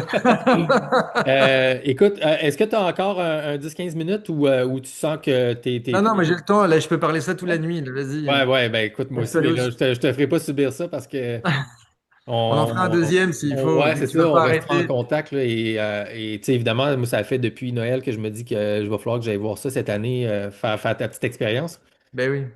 Euh, est-ce que, en fait, avant de peut-être de changer ou de t'amener dans des voies un peu différentes, est-ce qu'il y avait autre chose que tu aimerais nous partager par rapport à soit l'expérience, soit la structure, ou peut-être même, déjà réfléchi au mécanisme de comment l'interaction entre le biochamp dans le dodé et la surface du dodé interagissent? Est-ce qu'il y a des choses dans ça que tu peux nous partager un peu plus ou tu avais pas mal fait le tour de ce que tu Non, sentais? non, je peux te partager. J'ai deux sujets que je pourrais te partager. On peut parler de justement la résonance du biochamp dans la structure, puis peut-être aussi un historique très large de plusieurs millénaires de pourquoi ces structures. On peut Oui, aller dans parce ces qu'en fait, deux et juste, aspects-là. tu vois, moi, l'idée derrière ça, parce qu'il y a aussi toute la question, il y a les formes platoniques. Exemple, pourquoi le dodé et pourquoi pas un cube ou pourquoi pas Ouais. un tétraèdre. Mais il y a aussi les pyramides. Donc, on sait qu'avec toute l'expérience en Russie et tout ça, la forme de la pyramide a aussi génère un vortex Ouais. énergétique. Donc, ça m'allume ces petites lumières-là dans ma tête quand tu parles. Ok, ben je vais essayer de faire le lien là-dedans dans mon explication. En fait, il y a un principe qui s'appelle les ondes de forme. Donc, tu t'es étudié en géobiologie. Il y a un architecte et géobiologue suisse, Stéphane Cardino, qui a énormément travaillé sur le sujet. Il a des machines technologiques aussi pour le mesurer. Donc, il a vraiment poussé, disons qu'il a confondu les sceptiques. Là, s'il y en a qui pourraient dire comme ça n'existe pas, lui, il a amené dans un niveau scientifique en disant, bah regardez, voici les résultats. Donc, les ondes de forme, en fait, c'est vraiment l'environnement ambiant qui vont avoir un impact sur notre biochamp. Si par exemple, on mesurait ton biochamp, puis je mettais un couteau pointu devant ton biochamp réagirait en fait à Ouais. cette forme. Donc les formes vont avoir une incidence sur qu'est-ce qui se passe dans notre biochamp. Et donc à l'intérieur d'une forme en géométrie sacrée, donc le dodécaèdre en l'occurrence, la forme va induire un recalibrage de notre biochamp. Donc, par le fait qu'il soit tout fait au nombre d'or, là je pars dans une explication peut-être alambiquée, mais Non, non, non, c'est parfait. Moi, même si c'est juste moi qui tripe, c'est pas grave. Je c'est fais ça bon. pour moi parce qu'on est dans ce que je veux, là. C'est parfait. En fait, à l'intérieur donc du pentagone, euh, la diagonale d'une, si je vais le faire même à l'écran, là, la Ouais. diagonale d'une pointe sur un côté J'arriverai pas à faire avec mes doigts. Donc, j'allais Mais dire disons en que, bon langage géométrique, donc la diagonale entre chaque sommet et une arête, si on veut, là. ouais, et disons qu'il y a toujours un ratio au nombre d'or, donc 1,618. Ouais. Et en fait, quand tu traces les pointes, de pointe à pointe, etc., on se retrouve avec un autre pentagone à l'intérieur du tracé. Puis si tu refais le même exercice de pointe à pointe, un autre pentagone à l'infini. Et Donc donc, c'est on une parle du concept fractal. fractale. Ouais. Donc c'est un infini, c'est une fractale au nombre d'or à l'infini sur toutes les faces. Donc ça crée comme un espèce de contenant qui, un contenant au nombre d'or en fait, qui à l'intérieur porte cette fréquence-là, cette information-là. Je me souvenais Notre pas que tu l'avais corps, calibré au nombre d'or. Est-ce que, excuse-moi, hein, parce que là, je vais t'ouvrir juste vite, vite, Ludovic. Est-ce que tu connais le physicien Dan Winter? non, ça me dit rien. OK, mon Dieu. C'est une autre si jamais, tu sais, évidemment. Il y a une infinité de gens au monde sont conseillés, mais tu sais, on est quand même dans la pointe, là, dans le sens que lui, il travaillait, là, il est âgé aussi, là, mais il a travaillé avec Marcel Vogel, qui était un des ingénieurs sur les cristaux d'ordinateurs chez IBM et tout ça. Tu sais, Hmm. ça fait longtemps qu'il est là-dedans. Bref, lui, il traduit tout l'aspect spirituel et de l'ancrage de l'âme dans le corps humain en langage d'ingénierie électrique.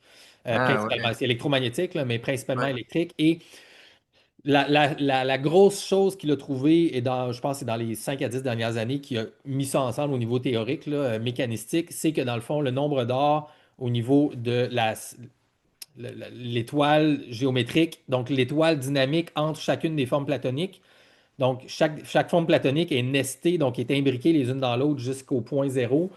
Eh bien, lui, dans le fond, il a compris que même entre les différentes formes platoniques, donc du dodé au isocaèdre, je pense, et puis après ça en tout cas, j'oublie toujours Oui, le nom oui, il y a mais l'isocaèdre, le cube et tétraèdre, et l'octaèdre.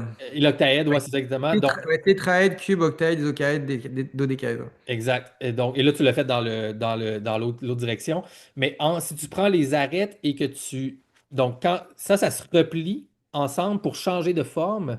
Hmm. Et si tu prends les arêtes et que tu les fais se transformer par le nombre d'or aussi entre les solides platoniques, tu obtiens ce qu'il appelle le Perfected Charge Collapse, donc la collapse ou l'effondrement des charges perfectionné par le nombre d'or entre les formes géométriques. Et donc, j'ai l'impression que ce que tu fais avec ça, c'est en fait, tu donnes écho à sa théorie à lui parce que probablement que tu as trouvé la façon la plus optimale d'avoir le feedback énergétique entre la surface et le point zéro, finalement, qui est probablement là, sous le cœur, là, le vortex du Ouais. cœur, là. Donc, bref, donc c'est vraiment incroyable parce qu'en fait, je pense qu'il y a la physique et de la mathématique qui supportent ce que tu as fait, j'imagine, par intuition ou juste par connaissance générale En des fait, flux c'est platoniques. vraiment un mix de tout ça parce que dans toutes mes recherches, je me rendais compte qu'il y avait toujours la mathématique et la géométrie qui rentraient en ligne de compte, puis la physique évidemment, mais il y avait toujours cette composante dans toutes les. Là, on va glisser sur l'autre sujet de la suite, mais je vais finir là-dessus. C'est comme, Ouais, en tout cas, la géométrie. J'en étais au point que je disais, notre corps est basé sur le nombre d'or aussi. C'est la exact. nature créée tout au nombre d'or, avec la spirale de Fibonacci, etc. Tu sais, on est vraiment basé là-dessus. Donc, c'est notre code ADN. C'est comme si c'était le code source. Mais ce code source-là, des fois, peut être altéré ou, disons, comme challengé par notre environnement, par tous les stimuli, par Exact. tout notre environnement en général. À l'intérieur, c'est juste du nombre d'heures. C'est juste une condensation du nombre d'heures dans lequel on se plonge, on est comme dans un bain qui vient réinformer nos cellules Tu dis à de l'intérieur ce du code dodécaèdre. source à l'intérieur du Ouais. dodécaèdre. Donc ça vient réinformer nos cellules en disant comme, hey, le code source, là, genre rappelle-toi. Et donc ça réactive la mémoire cellulaire de ce code originel pour le réactiver et le remettre en place. Et c'est là où on observe beaucoup de changements au niveau des fois certains de douleurs ou de quoi que ce soit, mais de juste cet état de lucidité et de clarté qui en résulte de l'expérience. Donc c'est vraiment un condensateur en fait à cette mathématique et à cette géométrie qui est là tout le temps et qui relie tout. Fou! Wow, écoute, c'est génial en fait. Et puis tu vois, et là, moi, ça m'inspire, puis je veux pas trop en parler parce que là, faudrait que je te parle trop longtemps, mais pour revenir à l'aspect du fascia, tu sais, donc en fait, ce, ce, ce, ce va-et-vient énergétique, informationnel entre, exemple, la surface du 2D et l'intérieur, euh, libère les tensions, parce que tu en as même parlé tantôt, tu parlais de Ouais, tensions, et etc., mais que ce soit des blessures ou même des tensions psychologiques sont ouais, transformées et ça devient des adhésions. Et le fascia, en fait, je ne sais pas si à quel point tu avais été là, mais moi, en fait, pas ce que j'ai découvert, c'est pas ça que je veux dire, mais la conclusion personnelle que je tire de ma compréhension de ça, c'est que c'est le lien objectif entre le qualitatif et le quantitatif, c'est le fascia, je crois. Et ça, c'est une des choses que je suis pas tout seul, je pense, à cibler ce truc-là. Parce que le fascia, en fait, il y a deux composantes au fascia que les gens avant pensaient que le fascia, c'était juste les enveloppes, en fait, autour des muscles ou des organes et tout ça, ouais, comme une enveloppe cristalline un peu, etc. Mais en fait, c'est pas ça. Le fascia, c'est tout au complet, c'est la structure du corps humain. Donc, tout le corps humain est en fascia mm, et les os flottent, en fait, dans le fascia. Le fascia, c'est ça qui tient le squelette. Ce n'est pas le ouais, squelette qui tient le fascia. Et il y a deux composantes. Donc, il y a la composante sphérique, courbée, qui sont les enveloppes fasciales autour des muscles, autour des tendons, autour de chaque cellule et de chaque organe, etc. Mais tu as une composante transversale qui est un vecteur, en fait. Donc, dans chaque enveloppe, tu as les lignes fasciales qui transversent et qui vont jusqu'aux microtubules. Les microtubules, c'est les autres physiciens qui parlent aussi du charge collapse par les microtubules. Ben, c'est la composante vectorielle, donc linéaire du fascia, donc masculine. Donc, tu as le ouais, masculin et le féminin à l'intérieur du fascia, qui est lui-même fractal à l'intérieur du corps humain, de différentes façons, là. En tout cas, fait que je voulais juste te lancer ça, juste pour eh oui, une réflexion pour l'avenir, si jamais un jour tu as d'autres occasions de t'intéresser à ce concept-là du fascia humain. Pour moi, je crois que c'est vraiment central vers l'avenir. Et là, tantôt, tu m'avais dit que tu avais deux choses dont tu voulais nous ouais. parler. Est-ce que tu veux encore nous parler de la deuxième chose? Bien sûr, bien sûr. Ouais. Puis tu sais, tout ce qu'on vient de nommer, puis tout ce que je viens de nommer sur l'expérience ou sur les retours d'expérience, c'est qu'un début en fait. Puis c'est aussi Ouais. le début de ma compréhension de ce que je comprends des expériences qui sont vécues, mis bout à bout et qui créent comme un fil conducteur. Mais on est sur le top de l'iceberg, là. Il y a encore Exact. un monde à découvrir, à explorer. On veut faire des tests un peu plus scientifiques ou, disons, plus physique quantique. Il y a des appareils de mesure de notre biochamp, etc., qui existent. Donc, il y a encore tout un tas de choses qu'on veut voir. On est en train de monter un centre de recherche, justement, avec mon associé, pour faire des expériences, faire intervenir des spécialistes pour mieux comprendre ce qui se passe et puis peut-être pouvoir offrir une expérience plus poussée ou plus raffinée. Donc, c'est juste le début. Hey, tu sais, là, je sais que tu t'en vas sur ton deuxième point, mais il y avait une petite chose dans ma tête que j'avais Vas-y. oublié de te dire tantôt par rapport au Biochamp et Eileen McCusick, que je veux aussi te lancer juste pour l'info. Donc, l'autre chose qu'elle a cartographiée, parce qu'on a dit tantôt, bon, l'espace-temps n'est peut-être pas vrai, mais en fait, c'est juste de la façon qui était conçue. Donc, évidemment, Ouais, il y a de l'espace et il y a du temps. Le temps, on le perçoit, on a une mémoire, en fait. Donc, le temps, c'est de la mémoire, finalement. S'il n'y a pas de mémoire, il n'y a pas de temps. C'est vraiment ça la base des choses. Mais ce qu'elle avait remarqué aussi, c'est qu'en fait, le fascia et le biochamp sont reliés. Donc, ce que je comprends, le biochamp est la projection holographique du fascia. OK? Et ouais, donc, tous les traumas et l'expérience de vie devient euh, incorporé dans la mémoire interne, qui est projeté dans la mémoire externe subtile, donc dans le champ. Mais chaque couche, donc il y a différentes étapes jusqu'à la bordure plus objective du biochamp, mais chaque couche représente aussi une époque de vie. Donc, ce qu'elle mm, remarque, c'est que dans le fond, les mémoires et les douleurs s'ancrent graduellement et ressortent jusqu'au point zéro, en fait. Donc, les ouais, nouveaux moments aujourd'hui sont à l'extérieur, je crois, si je ne me trompe pas, donc du biochamp, et les moments de l'enfance sont ancrés jusqu'à la surface de la peau, ou c'est l'inverse. Là, là, j'ai comme un blanc sur comment c'est cartographié, là, mais c'est un des deux. Donc, même dans le temps et dans la mémoire, donc plus c'est profond en soi, donc plus ça remonte à l'enfance, je crois, ou c'est peut-être l'inverse, plus c'est projeté loin dans le biochamp. J'ai un blanc sur le miroir, là, mais tu comprends ce que je veux dire? Donc, il y Ouais, avait je toute cette comprends, ouais. notion-là aussi, en fait, même par rapport à l'expérience humaine incorporée, projetée dans le biochamp, qui est fascinante, en fait, je trouve. Donc, Ouais. je te laisse poursuivre dans ton deuxième point, là, où tu t'en allais. Mais tu sais, le deuxième point, c'est pourquoi on recrée des espaces comme ça, tu sais, à quoi bon faire des belles boîtes comme derrière moi, puis on a expliqué un peu le but, etc. Mais il y avait toute une démarche depuis la nuit des temps, il y a des temples, il y a des lieux, il y a des sanctuaires, il y a des portails qui existent dans le monde, partout dans le monde, et ils ont tous des composantes, en fait, où notamment le nombre d'or est un lien qui s'y retrouve quasiment à chaque fois sur plein d'aspects, que ce soit les pyramides, les cathédrales, les temples incas, puis j'en passe, là. Puis toute la dimension de croisements telluriques aussi. Tous ces lieux sont des croisements telluriques super puissants et parfois même sur les mêmes lignes telluriques. Donc, il y a toujours eu en fait cette démarche de bâtir de l'architecture qui génère des états de conscience ou qui amène l'humain à vivre une expérience particulière. Puis c'est juste qu'aujourd'hui, on a arrêté de les bâtir. On étudie le passé aujourd'hui. Puis moi, dans la vision que j'ai, tu sais, tu parlais du Québec, de comment on voit dans le futur, là. Moi, je la ferai pas forcément dans l'éducation, dans la politique, mais je vais la faire dans l'architecture de demain. C'est-à-dire que pour que demain, on ne réétudie pas encore les mêmes bâtiments ou les mêmes Right. monuments du passé, c'est à nous aujourd'hui de recréer nos nouveaux temples contemporains qui seront étudiés dans le futur. Puis on doit actualiser ça en se basant sur le passé. Notamment, Ève-Marie est une excellente exploratrice et elle va vraiment chercher ça et puis j'en apprends énormément grâce à elle.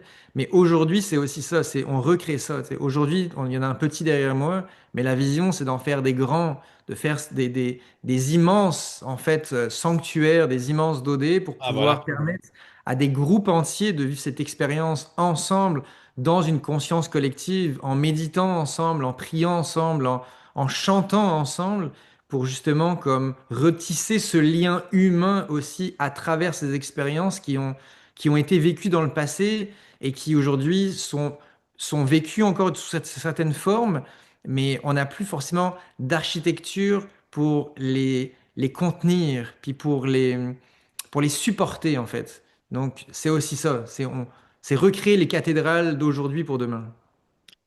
C'est malade, mon gars, j'adore ça. Ah, Seigneur, je te parlerai tellement longtemps. Écoute, en fait, c'était une des dernières questions que je voulais te faire peut-être en petite rafale. Je voulais te demander justement comment penser l'architecture et même au niveau peut-être même résidentiel. Tu sais, est-ce que le Dodé pourrait être éventuellement une forme propice à des maisons à des maisons en fait pour vivre dedans? Parce qu'il y a toutes sortes de mouvements, right, donc de construction en dôme. Il y a toutes sortes de types de dômes. Tu as des dômes asiatiques, tu as des dômes hexagonaux plus en type de ruches, etc. Donc, toi, est-ce que tu vois une potentialité même de résidence pour des trucs comme En ça, ou c'est fait, trop tellement puissant que ça soit ouais. un lieu de vie parce que c'est Ben, trop c'est comme on énergétique? n'habite pas dans une église, on n'habite pas dans une cathédrale, tu Ouais, sais. OK. Et j'aime vraiment différencier le lieu de vie qui doit être construit, pensé, intégré de manière harmonieuse, des matériaux naturels, de la belle lumière, tu sais, vraiment comme Ouais. nos lieux de vie doivent être repensés. Puis c'est juste que je fais une parenthèse, mais tu sais, ma conjointe est dans le design et construit des bâtiments écologiques, etc. Et donc, OK. et on travaille ensemble sur ce projet depuis le début. Elle a toujours été là à me supporter, puis à m'accompagner et à amener ses idées. Mais on se rend compte que dans le domaine de la construction, c'est tellement cher aujourd'hui qu'on coupe sur la qualité, on coupe sur les matériaux naturels. Et donc, on est en train de perpétuer un problème. En fait, bref, c'est les serpents qui se mordent la queue. C'est super compliqué. Ouais, Donc, vraiment. idéalement, on construit des maisons le plus naturellement possible. On la construit avec la géobiologie, l'implantation de la maison, où sont les champs telluriques dans les lieux, où est-ce qu'on dort, où est-ce qu'on mange, où est notre sofa, où est-ce qu'on travaille, des choses de base, évidemment. Puis le Dodé, pour moi, je le vois où ce genre de sanctuaire, c'est des lieux propices à revenir en soi dans un moment sacré, pas en faisant la vaisselle dans un Dodé, où c'est comme de différencier ces choses-là pour que ça ne dit pas que pendant la vaisselle, tu ne dois pas être présent à toi, bien au contraire. mais c'est juste comme d'avoir cet espace de silence, de non-stimuli où tu reviens et tu te poses.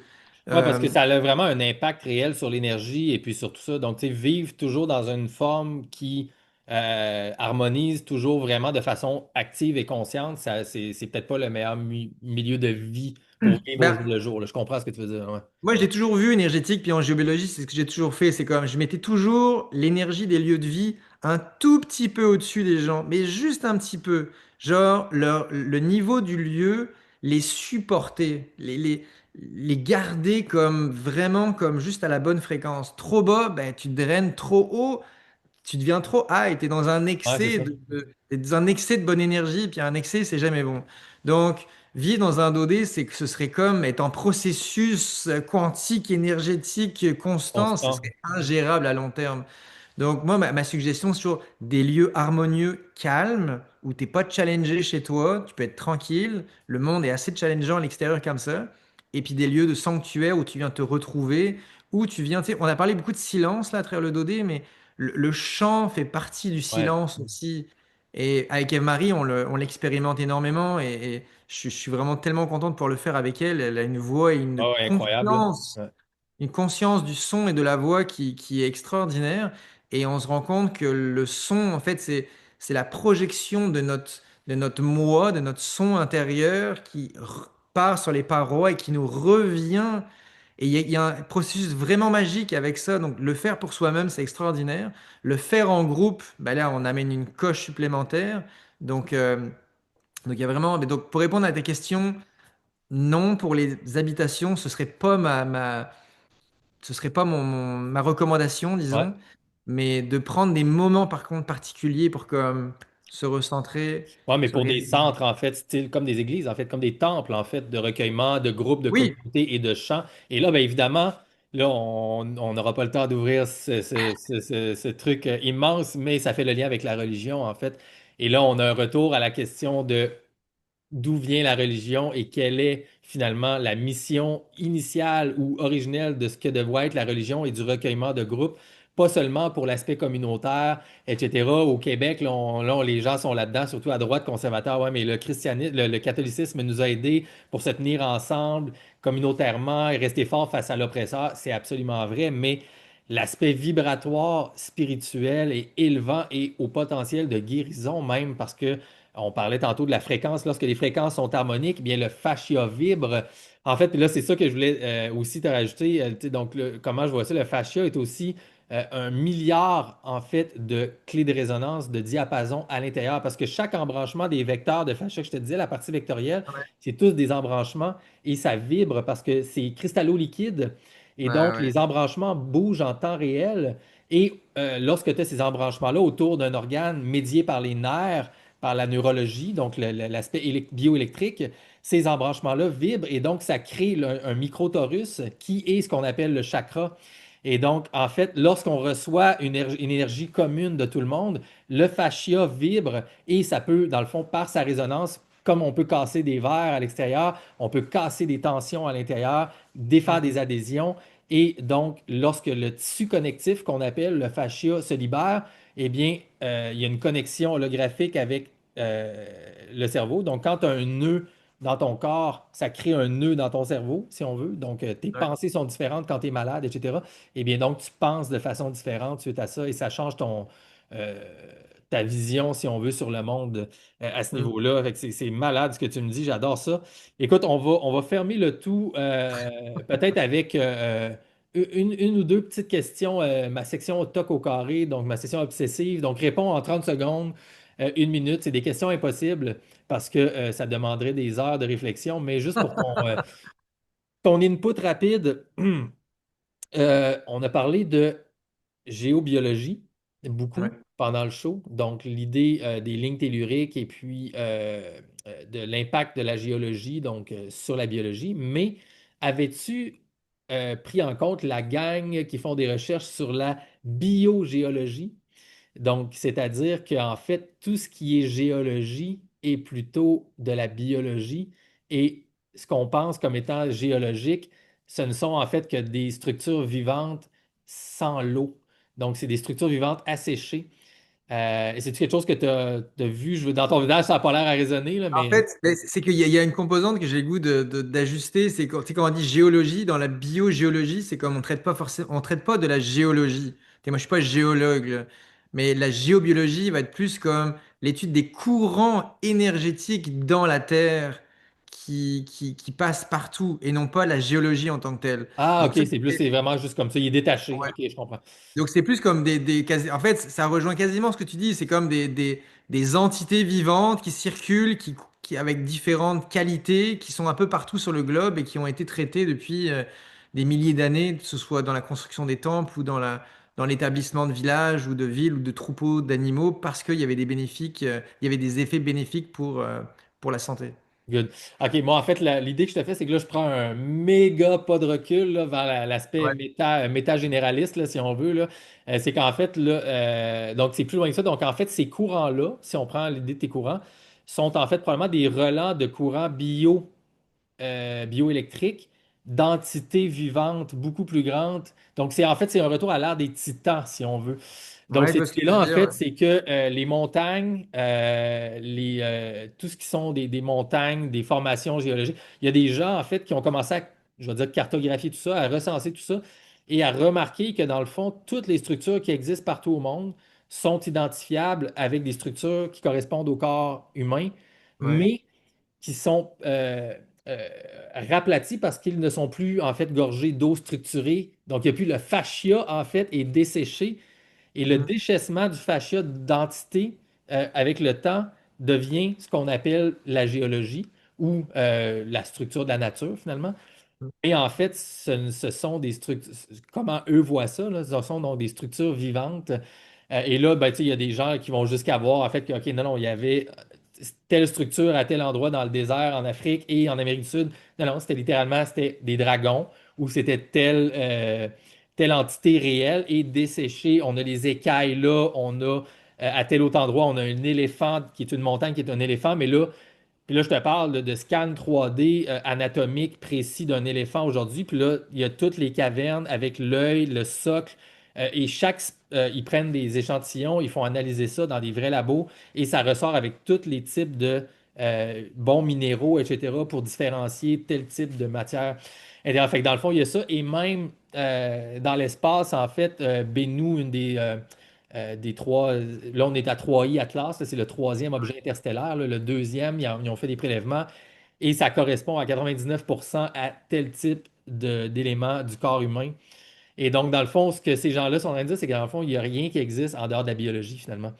Donc, c'est juste cette question-là. Et pour moi, je trouve que ça fait du sens quand même pas mal avec tout ce qu'on dit. Mais je te laisse un dernier dernière réaction Ben, là-dessus. j'ignorais l'existence de tout ça, mais je trouve ça intéressant. Puis avec le vécu que j'ai eu, je me dis comme je peux pas renier une information. Je peux pas faire comme bah non, c'est pas vrai parce que j'ai tellement été confronté à devoir comme ouvrir mon champ de perspective sur les choses que je suis comme ah intéressant. Pourquoi pas? Creusons la question. Puis s'il y en a qui le font, c'est qu'il doit y avoir un sujet à traiter derrière. Et cette attitude-là, selon moi, c'est d'incorporer la méthode scientifique à 100%. C'est un peu comment je le vois aussi. C'est qu'en fait, juste parce qu'une information semble complètement impossible, ça ne veut pas dire qu'elle est fausse. Et donc, on doit rester à la base agnostique face à cette information, à sa véracité ou non. Et on ne peut pas dire c'est pas vrai parce que ça ne fait pas de sens selon mon paradigme actuel. Il y a un potentiel, peut-être que ce soit vrai, mais le futur le dira s'il y a des gens qui recherchent là-dessus, Ben oui. etc. Et l'attitude que tu as eue avec cette question-là ou ce sujet-là, et j'ai l'impression la même attitude que tu as eue si on se reporte à ton expérience de base quand la personne, ton ami, je ne sais pas si c'était Francis, j'oublie son nom, il t'avait apporté son énergie et t'a fait.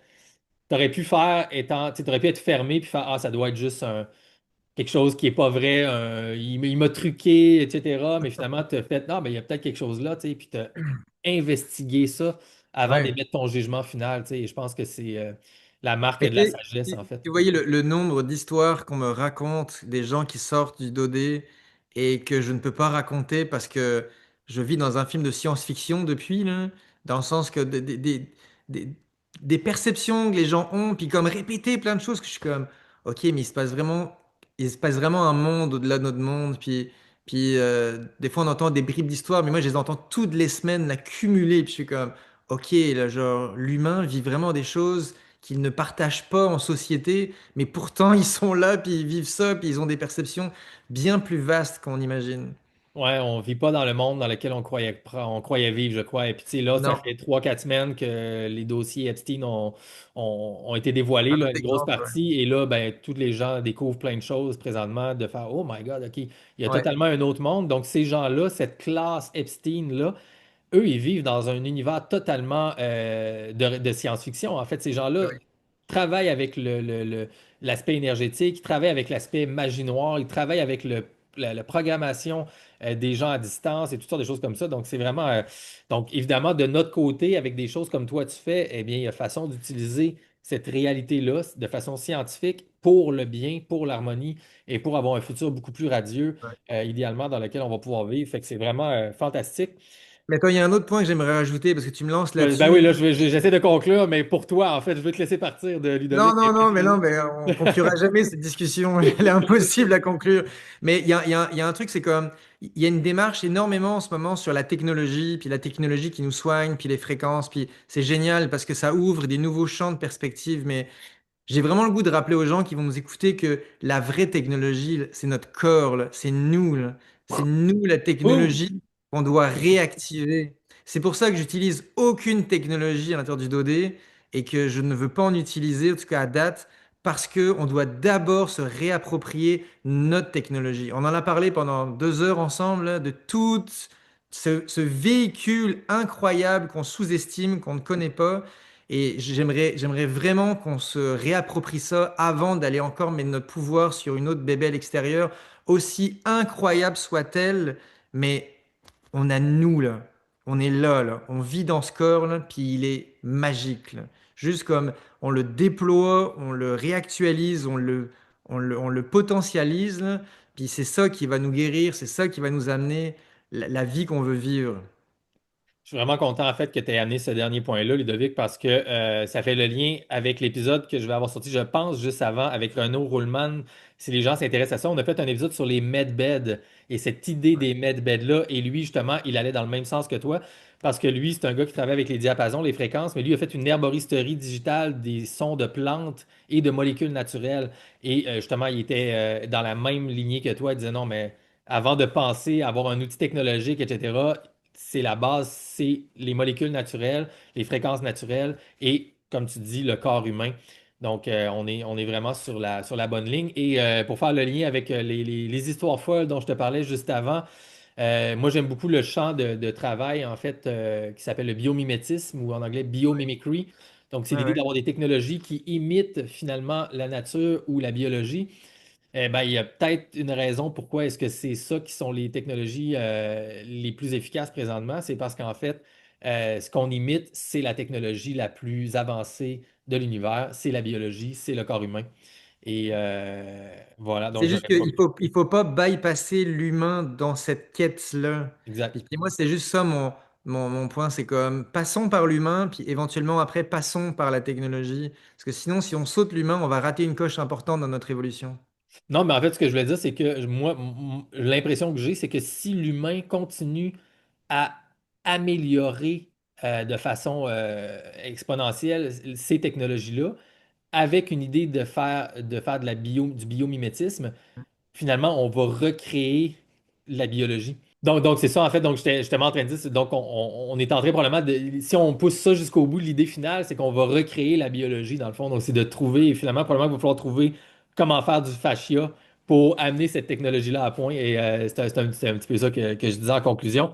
Mais, Ludovic, pour conclure, écoute, c'était fantastique, fantastique. Donc, ton entreprise, Dodé Immersion. On a parlé tantôt un petit peu des fonctionnements, de qu'est-ce que ça peut représenter. Comment est-ce que les gens font pour se renseigner davantage là-dessus? Est-ce que ton concept de visite ou d'essai est encore ouvert et comment les gens peuvent s'informer et en apprendre plus et toute la kit? Ouais, en fait, c'est dodéimmersion.com. Les gens peuvent aller visiter le site. Il y a quelques informations, on se présente, puis en fait, les gens peuvent réserver leur séance découverte. qui va être donc courant mars, qui va commencer. C'était gratuit jusqu'à présent, puis là on va passer comme à peu près à 40 $, je pense, la séance. Good. Donc les gens ils réservent, il y a des horaires, ils réservent, puis ils viennent chez nous, tout est indiqué. Puis sinon, ils ont la possibilité de commander un dodé. Bon, généralement, j'aime ça que les gens viennent visiter, vivent l'expérience avant. Puis là, après, on peut parler de s'ils veulent un dodé chez eux, s'ils veulent ouvrir un centre, s'ils ont une entreprise. Donc après, on peut regarder tout ça. Et il y a les réseaux sociaux, Instagram, Dodé Immersion, Facebook, pareil. Et là, on va commencer à mettre du contenu un peu sur nos réseaux et on va commencer à alimenter ça. Des podcasts, des petites capsules où je vais expliquer un peu plus certains détails. Donc, dans les prochains temps, là, dans le courant de l'année 2026, là, on va avoir pas mal d'informations pertinentes sur toutes nos recherches et l'évolution de ce beau projet. Wouh! Écoute, ça me fait vraiment triper, capoter bien raide, comme on dit, Ludovic. Je suis vraiment, vraiment heureux de savoir que tu existes, en fait, et que tu sembles avoir la flamme vraiment active présentement pour continuer longtemps et être un des bâtisseurs du futur. Donc, merci énormément d'être là, d'être toi et d'avoir cette ambition de changer les choses. C'est le genre de gens ici qu'on aime beaucoup recevoir, mais aussi savoir qu'ils sont là pour le futur. Fait que tout le monde, j'espère que vous avez apprécié. Alors, vous l'aurez su ici. Si vous ne connaissiez pas Dodé Immersion, maintenant vous le savez, allez réserver votre séance d'essai, allez vivre cette expérience pour changer votre compréhension du réel. Et qui sait, si vous avez les moyens, achetez un Dodé à Ludovic Adrano. Vous allez changer votre vie et peut-être celle de vos voisins, votre village, qui sait, et du Québec avec assez de temps comme ça ici. C'est ce qu'on vise dans un monde idéal. Mais pour changer le Québec, on peut pas faire des podcasts tout le temps. Mais ça n'a pas de bon sens. Ça prend bien trop de temps. Fait qu'on arrête ça, tout le monde. C'est fini le podcast dès maintenant. Merci d'avoir été là et au plaisir de ne pas se revoir dans un prochain épisode. Ludovic, encore merci. J'espère qu'on Merci aura la chance de Gab, se reparler. au grand plaisir, c'était génial. Yes, sir. Ciao, mon gars. Bonne poursuite.